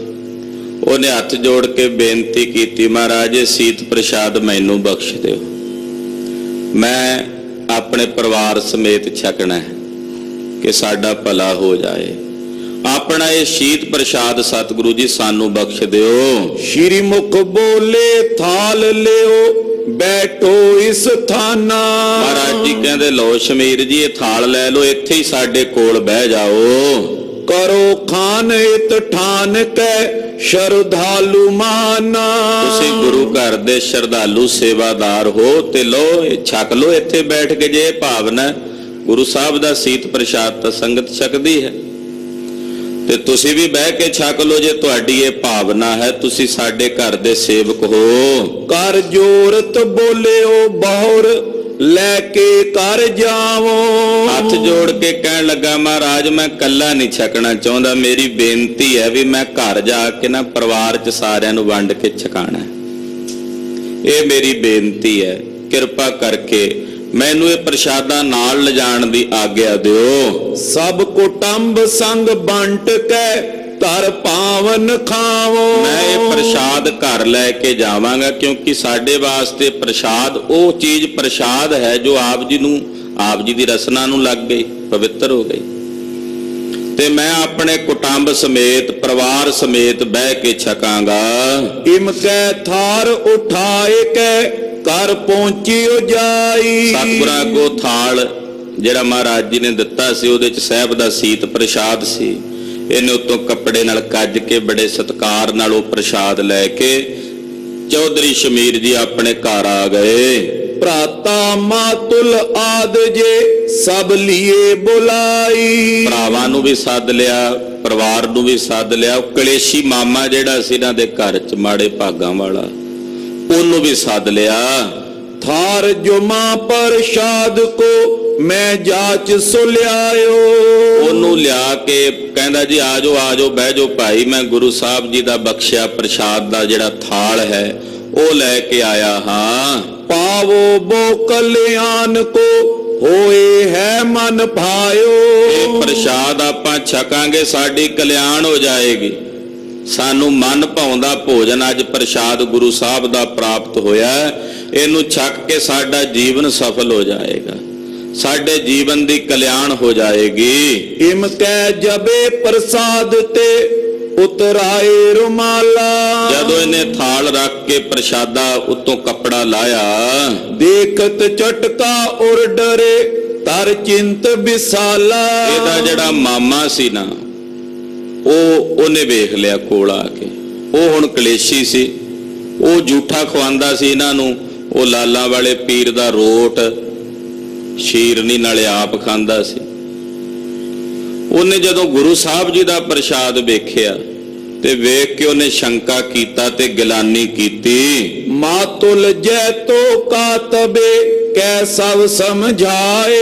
ਜੈਤੋ ਦਾ ਰਹਿਣ ਵਾਲਾ ਸੀ, ਜੈਤੋ ਮੰਡੀ ਹੈ ਨਾ, ਉੱਥੋਂ ਦਾ ਇਹ ਰਹਿਣ ਵਾਲਾ ਸੀ ਮਲੇਛ। ਤੇ ਉਹਨੇ ਬੜੇ ਗੁੱਸੇ ਦੇ ਵਿੱਚ ਆ ਕਰਕੇ ਇਹਨਾਂ ਨੂੰ ਵਰਜਿਆ। चिंता बहुत शमीर के तिस छिन होए आई। ਕਹਿੰਦਾ ਜੇ ਤੁਸੀਂ ਇਹ ਪ੍ਰਸ਼ਾਦ ਛਕਿਆ ਤੇ ਸਾਡੇ ਪੀਰ ਨੇ ਕੋਪੀ ਕਰੋਪੀ ਕਰ ਦੇਣੀ, ਉਹਦੇ ਸਾਡੇ ਤੇ ਨਾਰਾਜ਼ਗੀ ਪ੍ਰਗਟ ਕਰ ਦੇਣੀ। ਹੁਣ ਸ਼ਮੀਰ ਨੂੰ ਚਿੰਤਾ ਪੈ ਗਈ ਵੀ ਕੱਲ ਵੀ ਇਹਨੇ ਇਦਾਂ ਕੀਤਾ, ਅੱਜ ਫੇਰ। ਵੇਖੋ ਗੁਰੂ ਸਾਹਿਬ ਜੀ ਦੇਣਾ ਚਾਹੁੰਦੇ ਪਰ ਕੁਸੰਗ, ਇਸੇ ਕਰਕੇ ਸਤਿਗੁਰਾਂ ਨੇ ਸਾਨੂੰ ਬਾਰ-ਬਾਰ ਗੁਰਬਾਣੀ 'ਚ ਕਿਹਾ ਕਿ ਸੰਗ ਕੁਸੰਗੀ ਬੈਸ ਤੇ ਤਬ ਪੁੱਛਿਆ ਧਰਮ ਰਾਏ। ਕੁਸੰਗੀ ਦਾ ਸੰਗ ਨਹੀਂ ਕਰਨਾ, ਉਹਦੀ ਅਕਲ ਕੋਈ ਨਾ ਕੋਈ ਉਹਨੇ ਦੇ ਹੀ ਦੇਣੀ ਆਪਣੀ। ਤੁਸੀਂ ਭਲਾ ਕਰਨਾ ਚਾਹੋਗੇ ਉਹ ਤੁਹਾਡੇ ਤੋਂ ਬੁਰਾ ਕਰਾਏਗਾ। ਇਸ ਕਰਕੇ ਸੰਗਤ ਕਰਦੀ ਹੈ, ਸਾਧੂ ਦੀ ਸੰਗਤ ਕਰਨੀ, ਗੁਰਸਿੱਖਾਂ ਦੀ ਸੰਗਤ ਕਰਨੀ ਚਾਹੀਏ। ਇਹ ਜੈਤੋ ਪਿੰਡ ਦਾ ਰਹਿਣ ਵਾਲਾ ਸੀ, ਇਹਦੇ ਨਾਲੋਂ ਤਾਂ ਸ਼ਾਇਦ ਕੰਸ ਵੀ ਚੰਗਾ ਹੋਵੇ ਭਗਵਾਨ ਕ੍ਰਿਸ਼ਨ ਜੀ ਵਾਸਤੇ। ਇਹ ਤਾਂ ਉਹਦੇ ਨਾਲੋਂ ਵੀ ਮੰਦਾ ਵੀ ਗੁਰੂ ਸਾਹਿਬ ਇੰਨਾ ਤਰਸ ਕਰ ਰਹੇ ਨੇ ਇਹਦੇ ਤੇ, ਇਹ ਤਰਸ ਹੋਣ ਨਹੀਂ ਦਿੰਦਾ ਕੋਲ। ਉਹ ਤਾਂ ਚੰਗਾ ਕਿਹਾ ਕੰਸ ਵੀ ਉਹ ਘਟੋ ਘਟ ਇੰਨਾ ਤਾਂ ਪਤਾ ਸੀ ਵੀ ਦੁਸ਼ਮਣ ਹੈ। ਇਹ ਮਿੱਤਰਤਾ ਦੇ ਰਿਸ਼ਤੇਦਾਰੀ ਦੇ ਪੁਸ਼ਾਕ ਦੇ ਵਿੱਚ ਵੱਡਾ ਦੁਸ਼ਮਣ। ਇਦਾਂ ਦਾ ਦੁਸ਼ਮਣ ਜ਼ਿਆਦਾ ਖਤਰਨਾਕ ਹੁੰਦਾ ਵੀ ਜਿਹਨੂੰ ਤੁਸੀਂ ਆਪਣਾ ਮਿੱਤਰ ਸਮਝੋ। ਇੱਕ ਤਾਂ ਸਾਹਮਣੇ ਦੁਸ਼ਮਣ ਹੁੰਦਾ, ਪਤਾ ਵੀ ਇਹਦੇ ਤੋਂ ਕਿਨਾਰਾ ਕਰ ਦਿਓ। ਇੱਕ ਮਿੱਤਰਤਾਈ ਦੇ ਸੰਬੰਧ ਪੁਣੇ ਦੇ ਰਿਸ਼ਤੇਦਾਰੀ ਦੇ ਲਿਬਾਸ ਵਿੱਚ ਅੰਦਰੋਂ ਦੁਸ਼ਮਣ ਹੋਵੇ, ਉਹ ਬੜਾ ਘਾਤਕ ਹੁੰਦਾ। ਉਹ ਗੱਲ ਕਿਤੇ ਸ਼ੇਰੇ ਪੰਜਾਬ ਜੀ ਨੂੰ ਸਮਝ ਆ ਜਾਂਦੀ, ਡੋਗਰੇ ਤੇ ਰਾਜ ਸਮਾਪਤ ਨਾ ਹੁੰਦਾ। ਇਹ ਕੋਲੋਂ ਜਦੋਂ ਇਹਨੇ ਰੋਕ ਦਿੱਤਾ ਤੇ ਸ਼ਮੀਰ ਦੇ ਮਨ 'ਚ ਚਿੰਤਾ ਪੈ ਗਈ। ਗੁਰ ਤੇ ਆਨਿਓ ਜਾਚ ਮੈਂ ਇਸ ਤਰਕ ਉਠਾਈ। ਕਿ ਮੈਂ ਤਾਂ ਗੁਰੂ ਸਾਹਿਬ ਕੋਲੋਂ ਮੰਗ ਕੇ ਲਿਆਇਆ, ਇਹਨੇ ਆਉਂਦੇ ਨੇ ਤਰਕ ਕਰ ਦਿੱਤੀ। ਇਹਦੇ ਨਾਲੋਂ ਚੰਗਾ ਮੈਂ ਉੱਥੇ ਹੀ ਬਹਿ ਕੇ ਛਕ ਲੈਂਦਾ। ਸਤਿਗੁਰਾਂ ਨੇ ਕਿਹਾ ਵੀ ਸੀ ਇੱਥੇ ਹੀ ਛਕ ਲੈ। ਸਤਿਗੁਰਾਂ ਨੂੰ ਪਤਾ ਸੀ ਵੀ ਘਰ ਜਾ ਕੇ ਉਹਨੇ ਛਕਣ ਨਹੀਂ ਦੇਣਾ, ਪਰ ਮੈਂ ਜਿੱਦ ਕਰਕੇ ਲੈ ਕੇ ਆਇਆ ਹਾਂ। ਵੱਡੇ ਭਾਗ ਤੇ ਪ੍ਰਾਪਤੀ ਪਾਰਸ ਜਿਮ ਰੰਕਾ। ਇਹੋ ਜਿਹਾ ਪ੍ਰਸ਼ਾਦ ਗੁਰੂ ਸਾਹਿਬ ਦੀ ਰਸਨਾ ਤੋਂ ਪਵਿੱਤਰ ਹੋਇਆ ਪ੍ਰਸ਼ਾਦ, ਉਹਨਾਂ ਦਾ ਸੀਤ ਪ੍ਰਸ਼ਾਦ, ਇਹ ਤਾਂ ਵੱਡਿਆਂ ਭਾਗਾਂ ਕਰਕੇ ਪ੍ਰਾਪਤ ਹੁੰਦਾ। ਜਿਵੇਂ ਕਿਸੇ ਭਿਖਾਰੀ ਨੂੰ ਪਾਰਸ ਦਾ ਪੱਥਰ ਮਿਲ ਜਾਏ, ਕਿਸੇ ਭਿਖਾਰੀ ਨੂੰ ਪਾਰਸ ਦਾ ਵੱਟਾ ਜਿਹੜਾ ਧਾਤਾਂ ਨੂੰ ਸੋਨਾ ਬਣਾ ਦਿੰਦਾ ਤੇ ਮਿਲ ਜਾਏ, ਕਹਿੰਦੇ ਏਦਾਂ ਇਹ ਵਸਤੂ ਸਾਨੂੰ ਅੱਜ ਪ੍ਰਾਪਤ ਹੋਈ ਸੀ। ਨੈ ਮਾਤੁਲ ਸਮਝੈ ਹਿਰਦੈ ਠਾਨਤ ਕੁਛ ਸ਼ੰਕਾ। ਤੇ ਮਾਮਾ ਸਾਡਾ ਸਮਝਦਾ ਨਹੀਂ, ਉਹਨੇ ਬਥੇਰਾ ਕਿਹਾ ਵੀ ਇਹ ਗੁਰੂ ਸਾਹਿਬ ਦਾ ਪ੍ਰਸ਼ਾਦ ਹੈ, ਪਰ ਉਹ ਨੱਕਾ ਮਰੋੜੇ ਕਹਿੰਦਾ ਜਾਂ ਮੈਨੂੰ ਰੱਖ ਲਓ ਜਾਂ ਗੁਰੂ ਸਾਹਿਬ ਦੇ ਨਾਲ ਇਹ ਪ੍ਰਸ਼ਾਦ ਛਕ ਲਓ ਤੁਸੀਂ। ਉਹਨੇ ਬੜਾ ਜ਼ਿਆਦਾ ਵੱਡਾ ਕਲੇਸ਼ ਜਿਹੜਾ ਉਹ ਪਰਿਵਾਰ ਦੇ ਵਿੱਚ ਪਾ ਲਿਆ। ਕਹਿ ਲਖਮੀਰ ਸ਼ਮੀਰ ਕੋ ਜੇ ਕਰੋ ਨਾ ਖਾਨੇ। ਬੰਦਾ ਬਾਹਰ ਲੜਦਾ ਹੋਵੇ ਉੱਥੇ ਜਿੱਤ ਜਾਂਦਾ, ਪਰ ਕਈ ਵਾਰੀ ਪਰਿਵਾਰ ਦੇ ਵਿੱਚ ਉਹਨੂੰ ਹਾਰਨਾ ਵੀ ਪੈ ਜਾਂਦਾ। ਸ਼ਮੀਰ ਨੂੰ ਹੁਣ ਬਾਹਰ ਤਾਂ ਉਹ ਬਲੀ ਸੀ, ਔਰੰਗੇ ਤੋਂ ਨਹੀਂ ਜਿਹੜਾ ਡਰਦਾ ਗੁਰੂ ਸਾਹਿਬ ਜੀ ਦਾ ਘਰ ਉਤਾਰਾ ਕਰਾਇਆ ਹੋਇਆ, ਉਹ ਆਪਣੇ ਮਾਮੇ ਦੇ ਕਲੇਸ਼ ਤੋਂ ਵੀ ਪਰਿਵਾਰ ਦੇ ਵਿੱਚ ਉਹ ਹਾਰ ਗਿਆ। ਹਾਂਜੀ, ਖਾਨੇ ਅਵਨੀ ਮੈਂ ਗਾੜ ਦਿਓ ਨੈ ਸਕੇ ਪਛਾਨੇ। ਕੋਲੋਂ ਦਾ ਭਰਾ ਬੋਲਿਆ ਵੀ ਹੁਣ ਆਪਾਂ ਇਹ ਪ੍ਰਸ਼ਾਦ ਗੁਰੂ ਸਾਹਿਬ ਦੀ ਬੇਅਦਬੀ ਥੋੜੀ ਕਰਨੀ ਆ, ਵੀ ਏਦਾਂ ਕਰੋ ਵੀ ਜ਼ਮੀਨ ਖੋਦ ਕੇ ਤੇ ਉਹਦੇ ਵਿੱਚ ਜ਼ਮੀਨ ਦੇ ਨੂੰ ਨੱਪ ਦਿਓ ਸਤਕਾਰ ਵਜੋਂ। ਹਾਂਜੀ, ਉਤ ਗੁਰ ਰਹੇ ਪ੍ਰਸੰਨ ਹੀਏ ਇਤ ਪੀਰ ਨ ਕੋ ਪੈ। ਤੇ ਇਹਦਾ ਮਾਮਾ ਵੀ ਕੋਲੋਂ ਬੋਲਿਆ, ਕਹਿੰਦਾ ਹਾਂ ਇਹ ਗੱਲ ਠੀਕ ਹੈ, ਉਧਰ ਗੁਰੂ ਸਾਹਿਬ ਵੀ ਪ੍ਰਸੰਨ ਰਹਿਣਗੇ ਤੇ ਸਾਡਾ ਪੀਰ ਵੀ ਸਾਡੇ ਤੇ ਗੁੱਸੇ ਨਹੀਂ ਹੋਵੇਗਾ। ਹਾਂਜੀ, ਅਸ ਮਸਲਤ ਕਰ ਪਰਸ ਪਰ ਚਾਹਤ ਇਸ ਲੋਪੇ। ਏਦਾਂ ਮਸਲਤ ਕਰਕੇ ਸਲਾਹ ਕਰਕੇ ਇਹਨਾਂ ਨੇ ਚਾਹਨਾ ਕੀਤੀ ਵੀ ਹੁਣ ਜ਼ਮੀਨ ਖੋਦ ਕੇ ਪ੍ਰਸ਼ਾਦਾ ਨੱਪ ਦਈਏ ਜ਼ਮੀਨ ਵਿੱਚ। ਬਸ ਨੇ ਚਲਿਓ ਸ਼ਮੀਰ ਕੋ ਮਾਤੁਲ ਵੱਡ ਖੋਟਾ। ਮਾਮਾ ਬੜਾ ਖੋਟਾ ਸੀ, ਸ਼ਮੀਰ ਦਾ ਵਸ ਨਹੀਂ ਚੱਲਿਆ, ਉਹਦਾ ਦਿਲ ਨਹੀਂ ਸੀ ਪਿਆ ਕਰਦਾ, ਪਰ ਹੁਣ ਉਹਦੇ ਨਾਲ ਲੜ ਕੇ ਤੇ ਰਿਸ਼ਤੇਦਾਰ ਸੰਬੰਧੀ ਹੈ। ਸਿਆਣਿਆਂ ਦੀ ਕਹਾਵਤ ਹੈ, ਮਾਂ ਨਾਲ ਲੜੇ ਤੇ ਹੱਥ ਕਿੱਥੇ ਪਾਵੇ। ਹੁਣ ਉਹਦੇ ਨਾਲ ਲੜਾਈ ਕਿਵੇਂ ਕਰੇ, ਬੜਾ ਅਫਸੋਸ ਹੈ ਮਨ ਵਿੱਚ, ਮਨ ਨਹੀਂ ਪਿਆ ਕਰਦਾ, ਪਰ ਮਾਮਾ ਬੜਾ ਖੋਟਾ ਹੈ। ਗਾੜ ਦੀਨ ਖਨ ਅਵਨੀ ਕੋ ਨੈ ਕਿਨਹੂ ਖਾਇਓ। ਜ਼ਮੀਨ 'ਚ ਟੋਆ ਪੁੱਟ ਕੇ ਇਹਨਾਂ ਨੇ ਉਹ ਪ੍ਰਸ਼ਾਦਾ ਜਿਹੜਾ ਸਤਿਗੁਰਾਂ ਨੇ ਪ੍ਰਸ਼ਾਦ ਦਿੱਤਾ ਸੀ, ਉਹ ਪ੍ਰਸ਼ਾਦ ਇਹਨਾਂ ਨੇ ਜ਼ਮੀਨ ਦੇ ਵਿੱਚ ਦੱਬ ਦਿੱਤਾ। ਪ੍ਰਾਰ ਬੱਦ ਬਿਨ ਕਿਤ ਕਹੂੰ ਕਿਸ ਤੇ ਕਿਨ ਪਾਇਓ। ਭਾਈ ਸਾਹਿਬ ਕਹਿੰਦੇ ਪਰਾ ਲਬ ਤੋਂ ਵੱਧ ਦੱਸੋ ਭਲਾ ਕਿਸੇ ਨੂੰ ਮਿਲਿਆ। ਕੋਲ ਆਇਆ ਪਾਰਸ ਦਾ ਵੱਟਾ, ਹੱਥੋਂ ਖਿਸਕ ਗਿਆ। ਸਿਕੰਦਰ ਨੂੰ ਕਹਿੰਦੇ ਅੰਮ੍ਰਿਤ ਏਦਾਂ ਹੱਥ ਵਿੱਚ ਆਇਆ, ਹੱਥ 'ਚੋਂ ਖਿਸਕ ਗਿਆ, ਪਹੁੰਚ ਗਿਆ ਬੜੀ ਮਿਹਨਤ ਕਰਕੇ।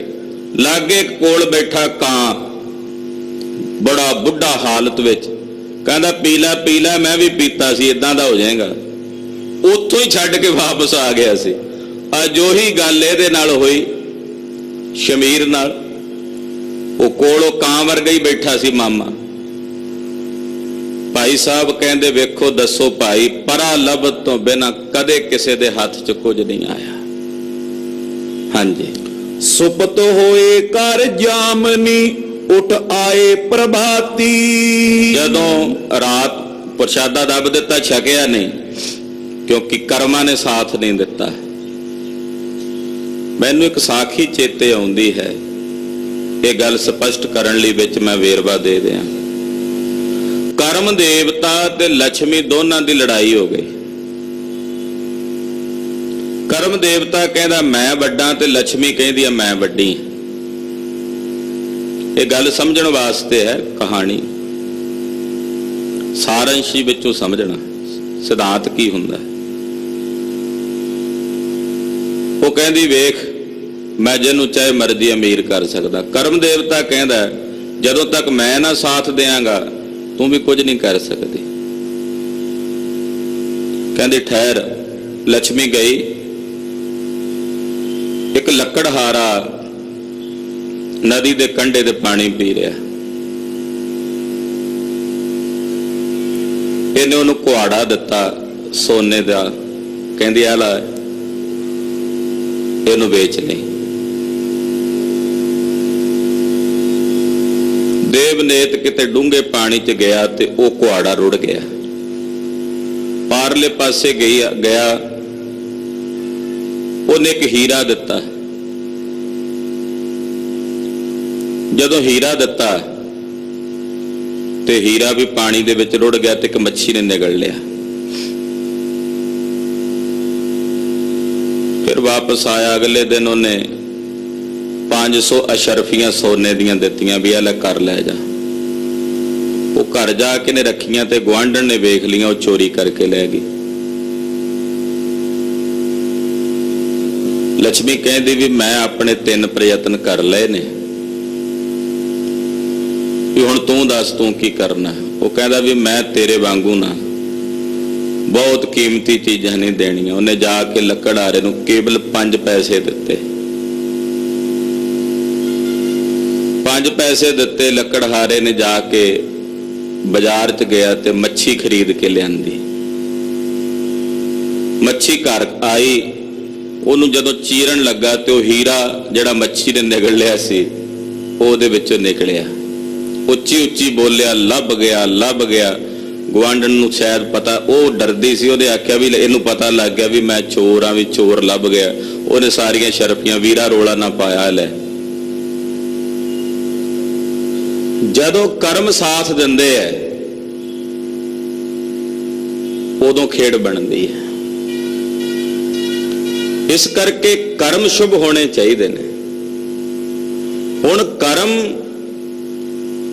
ਪਰਾਰਬਧ ਕਰਮ ਬਣਦੇ ਨੇ। ਪਿੱਛੇ ਕਥਾ ਆਪ ਜੀ ਨੇ ਸੁਣੀ ਹੈ ਵੀ ਕਿਵੇਂ ਕਿਰਿਆ ਮਾਨ ਸੰਚਿਤ ਪਰਾਲਬਧ।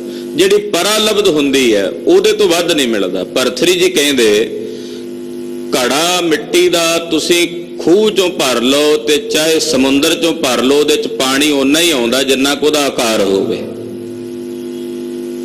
ਇਹ ਨਹੀਂ ਵੀ ਸਮੁੰਦਰ ਚੋਂ ਭਰ ਕੇ ਉਹਦੇ ਚ ਪਾਣੀ ਵੱਧ ਆ ਜਾਣਾ।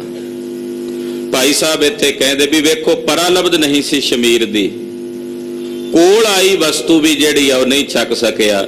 ਜ਼ਮੀਨ ਪੁੱਟੀ ਤੇ ਵਿੱਚ ਦਬ ਦਿੱਤੀ। ਰਾਤ ਸੌਂ ਗਏ। ਹਾਥ ਜੋਰ ਬੰਧਨ ਕਰੀ ਤਰਕਤ ਜਿਸ ਛਾਤੀ। ਔਰ ਅਗਲੇ ਦਿਨ ਸਵੇਰੇ ਉੱਠ ਕੇ ਸਤਿਗੁਰਾਂ ਕੋਲ ਆਇਆ ਤੇ ਮਨ ਉਹਦਾ ਡਰੀ ਜਾਵੇ ਸ਼ਮੀਰ ਦਾ। ਹੱਥ ਜੋੜ ਕੇ ਸਤਿਗੁਰਾਂ ਨੂੰ ਬੰਦਨਾ ਕੀਤੀ। ਸ਼੍ਰੀ ਮੁਖ ਤੇ ਪੂਜਨ ਕਰਿਓ ਲੈ ਮਹਾ ਪ੍ਰਸ਼ਾਦਾ। ਬਾਦਸ਼ਾਹ ਪੁੱਛਣ ਲੱਗੇ, ਕਹਿੰਦੇ ਹਾਂ ਸ਼ਮੀਰ ਜੀ ਮਹਾ ਪ੍ਰਸ਼ਾਦ ਲੈ ਗਏ ਸੀ, ਘਰ ਪ੍ਰਸ਼ਾਦ ਲੈ ਗਏ ਸੀ। ਹਾਂਜੀ। ਅਚਵਨ ਕਰਿਓ ਕਿ ਨਾਹੀ ਤੇ ਦਾਨੀ ਐਲਾਦਾ। ਛਕਿਆ ਕਿ ਨਹੀਂ ਛਕਿਆ? ਤੇ ਛਕ ਕੇ ਹਲਾਦ ਕੀਤਾ, ਆਨੰਦ ਮਾਣਿਆ। ਮਹਾਰਾਜ ਜੀ ਨੇ ਇਦਾਂ ਪੁੱਛਿਆ।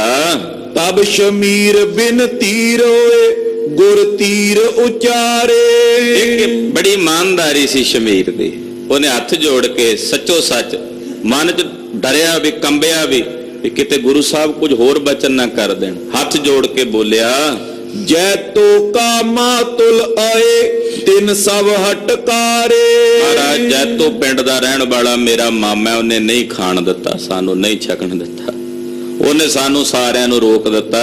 ਲੈ ਕਰ ਥਾਰ ਪ੍ਰਸਾਦ ਕੋ ਵਿੱਚ ਧਰਾ ਦਬਾਇਓ। ਪ੍ਰਸ਼ਾਦ ਮੈਂ ਲੈ ਕੇ ਜ਼ਮੀਨ ਪੁੱਟ ਕੇ ਤੇ ਉਹਦੇ ਵਿੱਚ ਦੱਬ ਦਿੱਤਾ।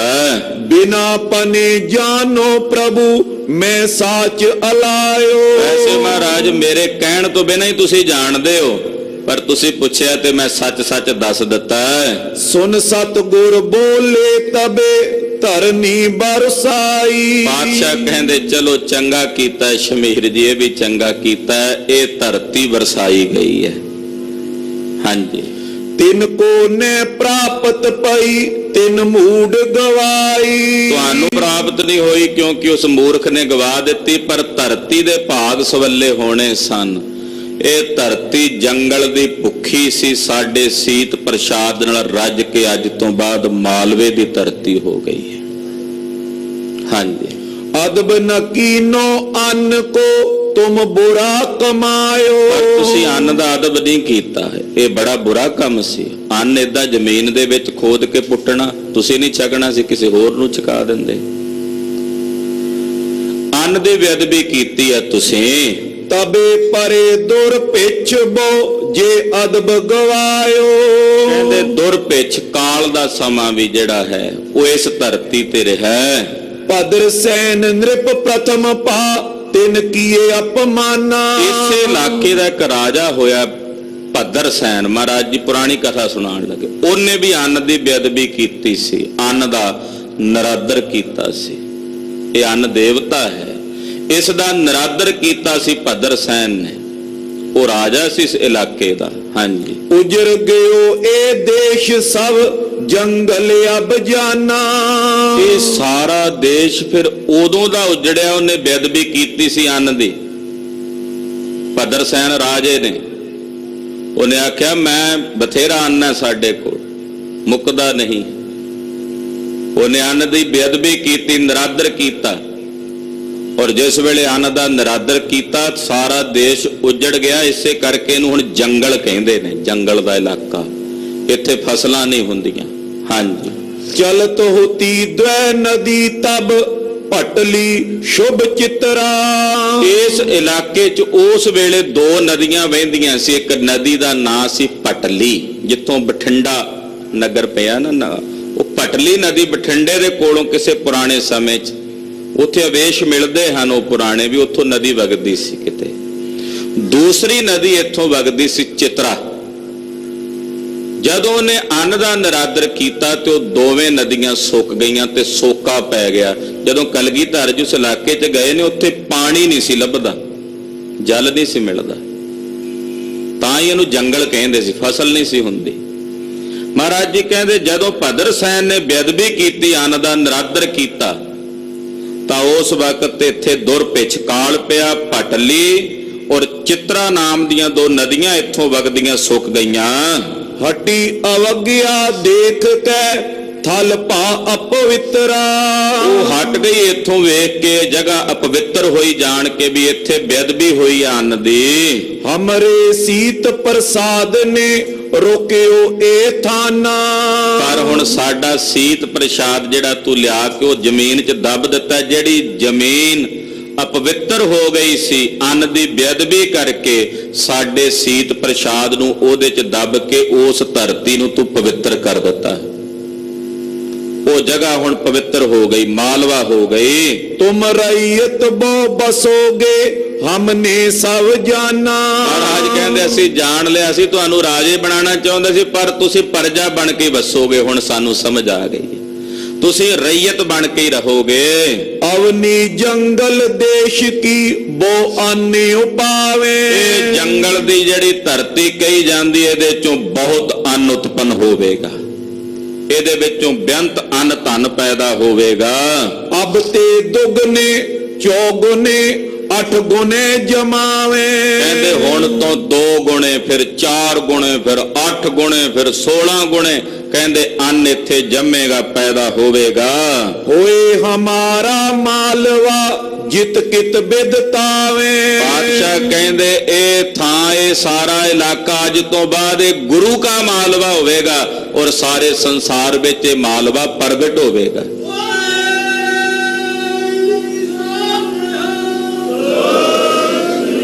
ਵੈਸੇ ਮਾਲਵਾ ਉਜੈਨ ਜਿਹੜਾ ਨਗਰ ਹੈ ਉਹ ਪਹਿਲਾਂ ਮਾਲਵਾ ਸੀ, ਉੱਥੇ ਬੜੀਆਂ ਫਸਲਾਂ, ਪਾਣੀ ਬੜਾ ਸੀ, ਉਹਨੂੰ ਮਾਲਵਾ ਕਹਿੰਦੇ। ਮਹਾਰਾਜ ਕਹਿੰਦੇ ਹੁਣ ਅੱਜ ਤੋਂ ਬਾਅਦ ਇਹ ਗੁਰੂ ਕਾ ਮਾਲਵਾ ਹੋਵੇਗਾ। ਜਿਸ ਵੇਲੇ ਬਚਨ ਹੋ ਰਹੇ ਨੇ ਉਦੋਂ ਜੰਡ ਕਰੀਰ ਇਹੀ ਕੁਝ ਸੀ। ਜਦੋਂ ਭਾਈ ਸਾਹਿਬ ਇਹ ਕਥਾ ਲਿਖਦੇ ਨੇ, ਭਾਈ ਸੰਤੋਖ ਸਿੰਘ ਜੀ ਤਕਰੀਬਨ ਪੌਣੇ 200 ਸਾਲ ਪਹਿਲਾਂ ਇਹ ਕਥਾ ਲਿਖੀ, ਉਦੋਂ ਵੀ ਉੱਥੇ ਜੰਗਲ ਹੀ ਸੀ, ਕਰੀਰ ਸੀ। ਕਥਾ ਲਿਖਣ ਤੋਂ 39 ਸਾਲ ਬਾਅਦ ਜਦੋਂ ਇਹ ਕਥਾ ਲਿਖ ਰਹੇ ਨੇ, ਉਹਦੇ ਤੋਂ ਤਕਰੀਬਨ 39 ਸਾਲ ਬਾਅਦ ਅੰਗਰੇਜ਼ਾਂ ਨੇ ਜਿਹੜੀ ਰੋਪੜ ਵਾਲੀ ਨਹਿਰ ਸੀ ਉਹ ਇੱਧਰ ਮਾਲਵੇ ਦੇ ਜੰਗਲ ਦੇ ਇਲਾਕੇ ਨੂੰ ਕੱਢੀ, ਫਿਰ ਉੱਥੇ ਫਸਲਾਂ ਹੋਣ ਲੱਗੀਆਂ। ਤੇ ਹੁਣ ਤੁਸੀਂ ਵੇਖਦੇ ਹੀ ਹੋ ਮਹਾਰਾਜ ਜੀ ਦੀਆਂ ਰੌਣਕਾਂ ਲੱਗੀਆਂ ਹੋਈਆਂ, ਹਰ ਪ੍ਰਕਾਰ ਦੀ ਫਸਲ ਹੁੰਦੀ ਹੈ। ਹਾਂਜੀ, ਉਪਜੇ ਸਿੰਘ ਸਹੰਸ ਰਹੀ ਮਲਵਈ ਕਹਾਵੇ। ਕਹਿੰਦੇ ਸਾਡੇ ਹਜ਼ਾਰਾਂ ਸਿੰਘ ਇੱਥੇ ਪੈਦਾ ਹੋਣਗੇ, ਇਸ ਇਲਾਕੇ 'ਚ ਜਿਹੜੇ ਸਿੰਘ ਸਾਡੇ ਪੈਦਾ ਹੋਣਗੇ ਉਹਨਾਂ ਨੂੰ ਮਲਵਈ ਸਿੰਘ ਕਿਹਾ ਜਾਏਗਾ। ਜਿਵੇਂ ਮਾਝੇ ਦੇ ਮਝੈਲ ਕਹੇ ਜਾਂਦੇ ਨੇ, ਦੁਆਬੇ ਦੇ ਦੁਆਬੀਏ ਕਹੇ ਜਾਂਦੇ ਨੇ, ਇਹ ਜੰਗਲ ਦੇ ਜਾਂਗਲੀ ਨਹੀਂ ਕਹਾਉਣਗੇ। ਮੇਰੇ ਇਸ ਸਿੰਘ ਜਿਹੜੇ ਇਸ ਜੰਗਲ ਦੇ ਇਲਾਕੇ 'ਚ ਪੈਦਾ ਹੋਣਗੇ ਉਹ ਮਲਵਈ ਕਹਾਉਣਗੇ, ਮਾਲ ਵਾਲੇ। ਮਲਵਈ, ਮਾਲਵਾ ਦਾ ਮਤਲਬ ਮਾਲ ਵਾਲਾ ਇਲਾਕਾ। ਉਹ ਮਲਵਈ ਸਿੰਘ ਸਦਾਉਣਗੇ। ਕਲਗੀਧਰ ਜੀ ਦਾ ਬਚਨ ਹੋਇਆ, ਸੁਨੀਏ ਸਿੱਖ ਸ਼ਮੀਰ ਭਉ ਚਾਹਤ ਅਮਦੀਨੋ। ਮਹਾਰਾਜ ਜੀ ਕਹਿੰਦੇ ਸ਼ਮੀਰ ਜੀ, ਤੁਹਾਡੀ ਇੱਛਾ ਦੇ ਮੁਤਾਬਕ ਅਸੀਂ ਤੁਹਾਨੂੰ ਭੋਜਨ ਦਿੱਤਾ ਸੀ, ਪ੍ਰਸ਼ਾਦ ਦਿੱਤਾ ਸੀ। ਪ੍ਰਥਮ ਰਾਜ ਤੇ ਛੂਛਰੈ ਅਬ ਛੇਮ ਨ ਲੀਨੋ। ਪਹਿਲਾਂ ਅਸੀਂ ਤੁਹਾਨੂੰ ਰਾਜ ਦੇਣ ਲੱਗੇ, ਉਹ ਰਾਜ ਤੋਂ ਖਾਲੀ ਰਹਿ ਗਏ, ਫਿਰ ਅਸੀਂ ਪ੍ਰਸ਼ਾਦ ਨਾਲ ਮੁਕਤੀ ਦੇਣੀ ਸੀ ਤੁਹਾਨੂੰ, ਤੁਸੀਂ ਉਹਦੇ ਤੋਂ ਵੀ ਖਾਲੀ ਰਹਿ ਗਏ। ਹਾਂਜੀ, ਜੋ ਲੈ ਬੇਨੇ ਦੇਤੇ ਸੋ ਰੋਗ ਭੁਗੇ। ਤੇ ਜਿਹੜਾ ਤੁਹਾਨੂੰ ਲੈਣ ਤੋਂ ਰੋਕਦਾ ਹੈ, ਤੁਹਾਡਾ ਉਹ ਜੈਤੋ ਵਾਲਾ ਮਾਮਾ, ਨਾਂ ਨਹੀਂ ਲਿਆ ਮਹਾਰਾਜ ਜੀ ਨੇ, ਕਹਿੰਦੇ ਜਿਹੜਾ ਅਸੀਂ ਦੇਨੇ ਆ ਤੁਹਾਨੂੰ ਲੈਣ ਨਹੀਂ ਦਿੰਦਾ, ਤੇ ਜਿਹੜਾ ਉਹ ਲੈਣ ਨਹੀਂ ਦਿੰਦਾ ਉਹ ਬੜਾ ਰੋਗੀ ਹੋ ਕੇ ਸਰੀਰ ਤਿਆਗੇਗਾ। ਉਹਦੀ ਬੰਸ ਵਿੱਚ ਇਹੀ ਰੋਗ ਰਹੇਗਾ ਜੋ ਉਹਨੂੰ ਹੋਵੇਗਾ। ਆਪ ਕੁਸ਼ਟ ਕੋ ਕਸ਼ਟ ਲੈ ਪੁਨ ਬੰਸ ਲਗੇ।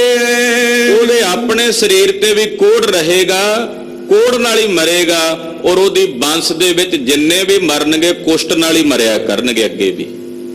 ਹਾਂਜੀ, ਕਹੇ ਕਵੀ ਹਮਨੇ ਸੋ ਸੁਨਿਓ ਅਬ ਲੋ ਵੱਡ ਰੋਗੂ। ਭਾਈ ਸਾਹਿਬ ਭਾਈ ਸੰਤੋਖ ਸਿੰਘ ਜਦੋਂ ਇਹ ਕਥਾ ਲਿਖ ਰਹੇ ਨੇ, ਕਹਿੰਦੇ ਮੈਂ ਹੁਣ ਵੀ ਸੁਣਿਆ, ਪਤਾ ਲੱਗਾ ਮੈਨੂੰ ਵੀ ਉਹ ਜਿਹੜਾ ਜੈਤੋ ਦੇ ਵਿੱਚ ਉਹਦਾ ਕੋਈ ਪਰਿਵਾਰ ਦੱਸਿਆ ਜਾਂਦਾ, ਉਸ ਮਾਮੇ ਦਾ, ਸ਼ਮੀਰ ਦਾ, ਕਹਿੰਦੇ ਹੁਣ ਵੀ ਉਹਦੇ ਬੰਸ ਵਿੱਚ ਜਦੋਂ ਕੋਈ ਮਰਦਾ ਉਹਦੇ ਸਰੀਰ ਤੇ ਕੁਸ਼ਟ ਪੈ ਜਾਂਦਾ, ਚਮੜੀ ਦਾ ਉਹਨੂੰ ਰੋਗ ਲੱਗ ਜਾਂਦਾ ਹੁਣ ਤੱਕ। ਹੁਣ ਮੈਨੂੰ ਅਜੋਕੀ ਪ੍ਰਸਥਿਤੀ ਦਾ ਨਹੀਂ ਪਤਾ ਵੀ ਹੁਣ ਉਹਨਾਂ ਦੇ ਪਰਿਵਾਰ ਚੋਂ ਅੱਗੇ ਕੋਈ ਹੈ ਕਿ ਨਹੀਂ। ਭਾਈ ਸਾਹਿਬ ਨੇ ਜਿਸ ਵੇਲੇ ਲਿਖਿਆ, ਕਹਿੰਦੇ ਉਦੋਂ ਤੱਕ ਮੈਂ ਵੇਖਿਆ ਕਿ ਕਲਗੀਧਰ ਜੀ ਦੇ ਕਹੇ ਹੋਏ ਬਚਨ ਉਸੇ ਤਰ੍ਹਾਂ ਹੀ ਸੱਚ ਹਨ। ਚਲਿਓ ਆਏ ਤਿਸ ਬੰਸ ਮੈਂ ਭੋਗੇ ਦੁੱਖ ਭੋਗੂ।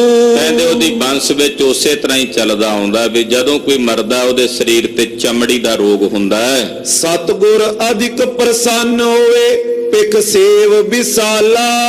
ਸ਼ਮੀਰ ਮਹਾਰਾਜ ਜੀ ਦੀ ਸੇਵਾ 'ਚ ਜੁੜ ਗਿਆ, ਨਾਲੇ ਪਛਤਾਉਂਦਾ ਵੀ ਹੈ। ਪਰ ਸਤਿਗੁਰੂ ਜੀ ਪ੍ਰਸੰਨ ਬੜੇ ਨੇ, ਮਹਾਰਾਜ ਜੀ ਦੇਣਾ ਚਾਹੁੰਦੇ ਆ, ਪਰ ਉਹ ਘਰ ਵਿੱਚ ਕਲੇਸ਼ੀ ਲੈਣ ਨਹੀਂ ਦਿੰਦਾ ਵਸਤੂਆਂ। ਗਰੀਬ ਨਵਾਜ ਰਾਜ ਦੇਣਾ ਚਾਹੁੰਦੇ, ਰਾਜ ਨਹੀਂ ਲੈਣ ਦਿੱਤਾ। ਪ੍ਰਸ਼ਾਦ ਰਾਈ ਮੁਕਤੀ ਦੇਣਾ ਚਾਹੁੰਦੇ, ਉਹ ਵੀ ਉਹਨੇ ਰੋਕ ਦਿੱਤਾ। ਫਿਰ ਸਤਿਗੁਰਾਂ ਦੱਸਿਆ ਇੱਥੇ ਬੜਾ ਸੁੰਦਰ ਸਿਧਾਂਤ ਪ੍ਰਗਟ ਕੀਤਾ ਕਿ ਜਿਸ ਅੰਨ ਦਾ ਨਿਰਾਦਰ ਕੀਤਾ ਸੀ ਉਸ ਭੱਦਰ ਸੈਨ ਨੇ, ਤੇ ਕਾਲ ਪੈ ਗਿਆ ਸੀ।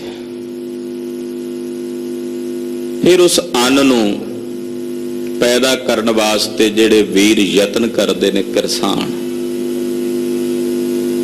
ਅੱਜ ਦੇ ਇਸ ਵਰਤਮਾਨ ਦੇ ਸਮੇਂ 'ਚ ਜਦੋਂ ਕਿਰਸਾਨ ਰੁਲ ਰਹੇ ਨੇ ਸੜਕਾਂ ਤੇ ਸਮੇਂ ਦਾ ਰਾਜਾ ਭੱਦਰ ਸੈਨ ਉਹਨਾਂ ਦੇ ਵਾਸਤੇ ਚਿੰਤਤ ਨਹੀਂ ਹੈ,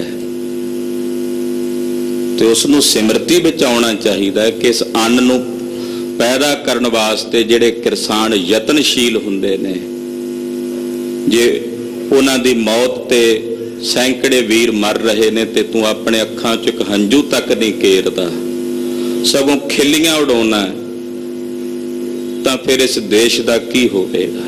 ਕੋਈ ਰੱਬ ਦੀ ਕਰੋਪੀ ਵੀ ਤਾਂ ਹੈ, ਉਹ ਵੀ ਤਾਂ ਸਮਝ ਲੈਣੀ ਚਾਹੀਦੀ ਹੈ ਵੀ ਜੇ ਉਹ ਰੱਬ ਕਰੋਪੀ ਕਰਦਾ ਹੈ, ਸਮਾਜਿਕ ਤੌਰ ਤੇ, ਰਾਜਨੀਤਿਕ ਤੌਰ ਤੇ ਕੀ ਹੁੰਦਾ ਉਹ ਗੱਲਾਂ ਵੱਖਰੀਆਂ ਨੇ, ਪਰ ਧਾਰਮਿਕ ਤੌਰ ਤੇ ਜੇ ਵੇਖੀਏ ਤੇ ਜੇ ਰੱਬ ਦੀ ਉਪੱਠੀ ਨਜ਼ਰ ਹੋ ਜਾਏ ਤੇ ਉਹ ਕੀ ਨਹੀਂ ਕਰ ਸਕਦਾ। ਨਦਰ ਉਪੱਠੀ ਜੇ ਕਰੇ ਸੁਲਤਾਨਾ ਕਾਹੋ ਕਰਾਏਂਦਾ, ਦਰ ਮੰਗਣ ਭੇਖ ਨਾ ਪਾਏਂਦਾ।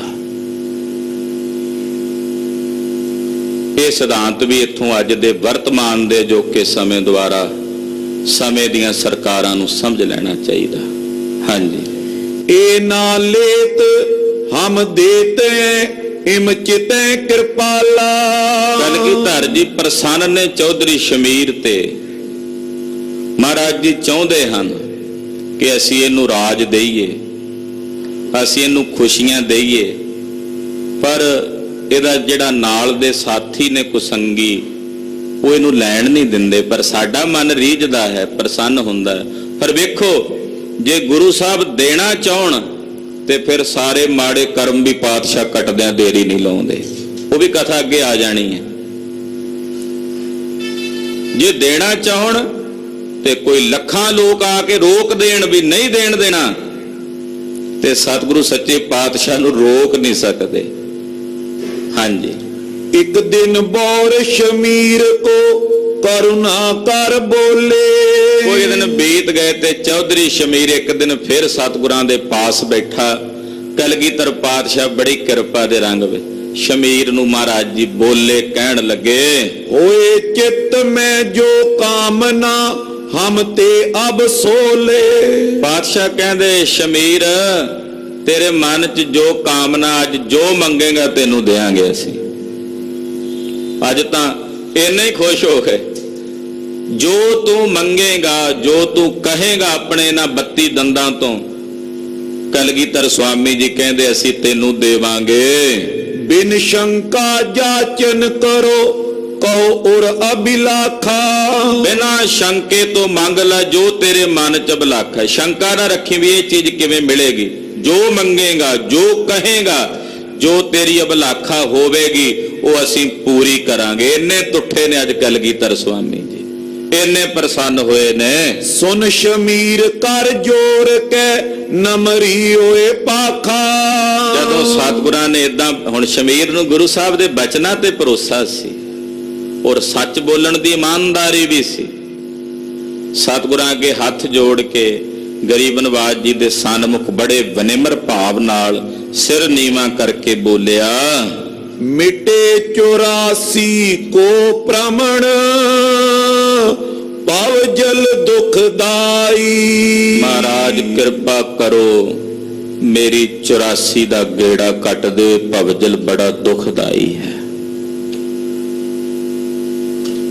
ਇਹ ਭਵਜਲ ਬੜਾ ਦੁਖਦਾਈ ਹੈ, 84 ਕੱਟ ਦਿਓ ਮਹਾਰਾਜ, ਮੇਰਾ ਜਨਮ ਮਰਨ ਕੱਟ ਦਿਓ।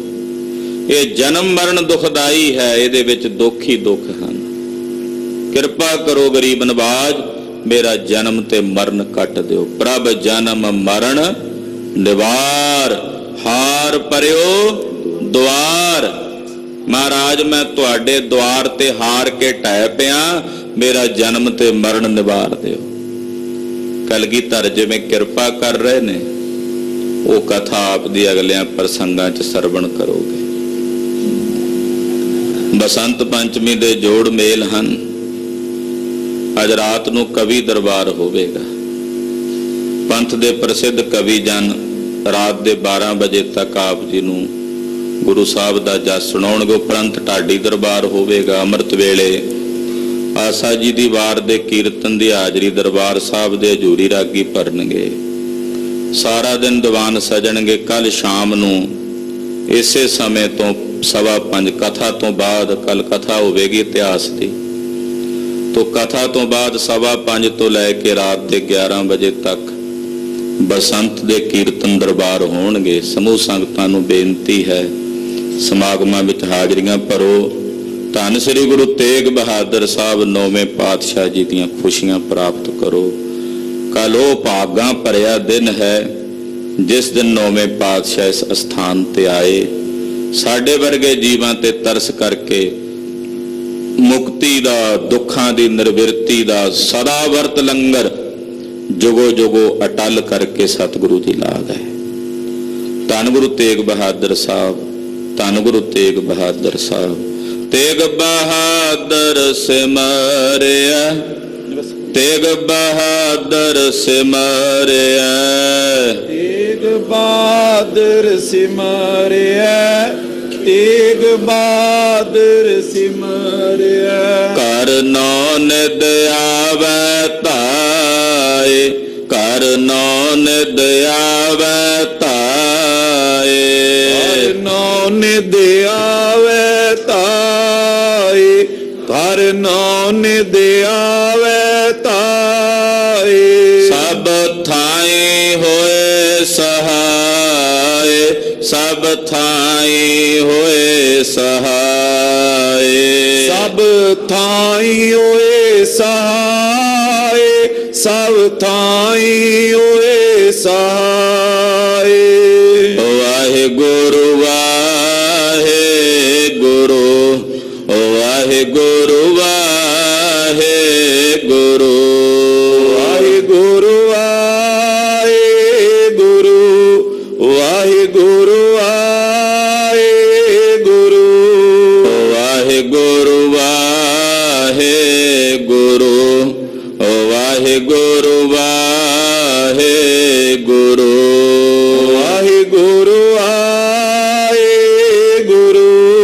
ਵਾਹਿਗੁਰੂ ਵਾਹਿਗੁਰੂ।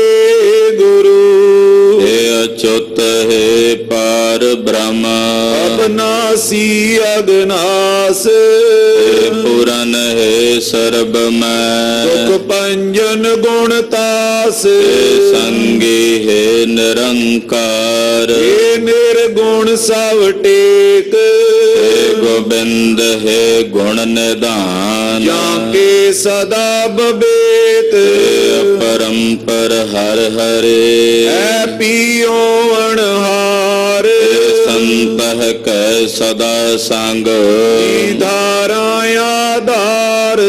ਠਾਕੁਰ ਹੋ ਦਾਸਰੋ। ਮੈਂ ਨਿਰਗੁਣ ਗੁਣ ਨਹੀਂ ਕੋਏ, ਨਾਨਕ ਦੀਜੈ ਨਾਮ ਦਾਨ। ਕੋਈ ਐ ਪਰੋਏ। ਆਏ ਪ੍ਰਭ ਸ਼ਰਣਾਗਤੀ, ਕਿਰਪਾ ਨਿਧ ਦਿਆਲ। ਏਕ ਅਖਰ ਹਰ ਮਨ ਬਸਤ, ਨਾਨਕ ਹੋਤ ਨਿਆਲ। ਵਾਹਿਗੁਰੂ ਨਾਮ ਜਹਾਜ ਹੈ, ਜੜੇ ਸੋ ਤੇਰੇ ਪਾਰ। ਜੋ ਸ਼ਰਦਾ ਕਰ ਸੇਵੰਦੇ, ਗੁਰ ਪਾਰੇ ਉਤਾਰ ਨਿਆਰ। ਵਾਹਿਗੁਰੂ ਨਾਮ ਜਹਾਜ ਹੈ, ਜੜੇ ਸੋ ਤੇਰੇ ਪਾਰ। ਜੋ ਸ਼ਰਦਾ ਕਰ ਸੇਵੰਦੇ, ਗੁਰ ਪਾਰੇ ਉਤਾਰ ਨਿਆਰ। ਵਾਹਿਗੁਰੂ ਜੀ ਕਾ ਖਾਲਸਾ, ਵਾਹਿਗੁਰੂ ਜੀ ਕੀ ਫਤਿਹ।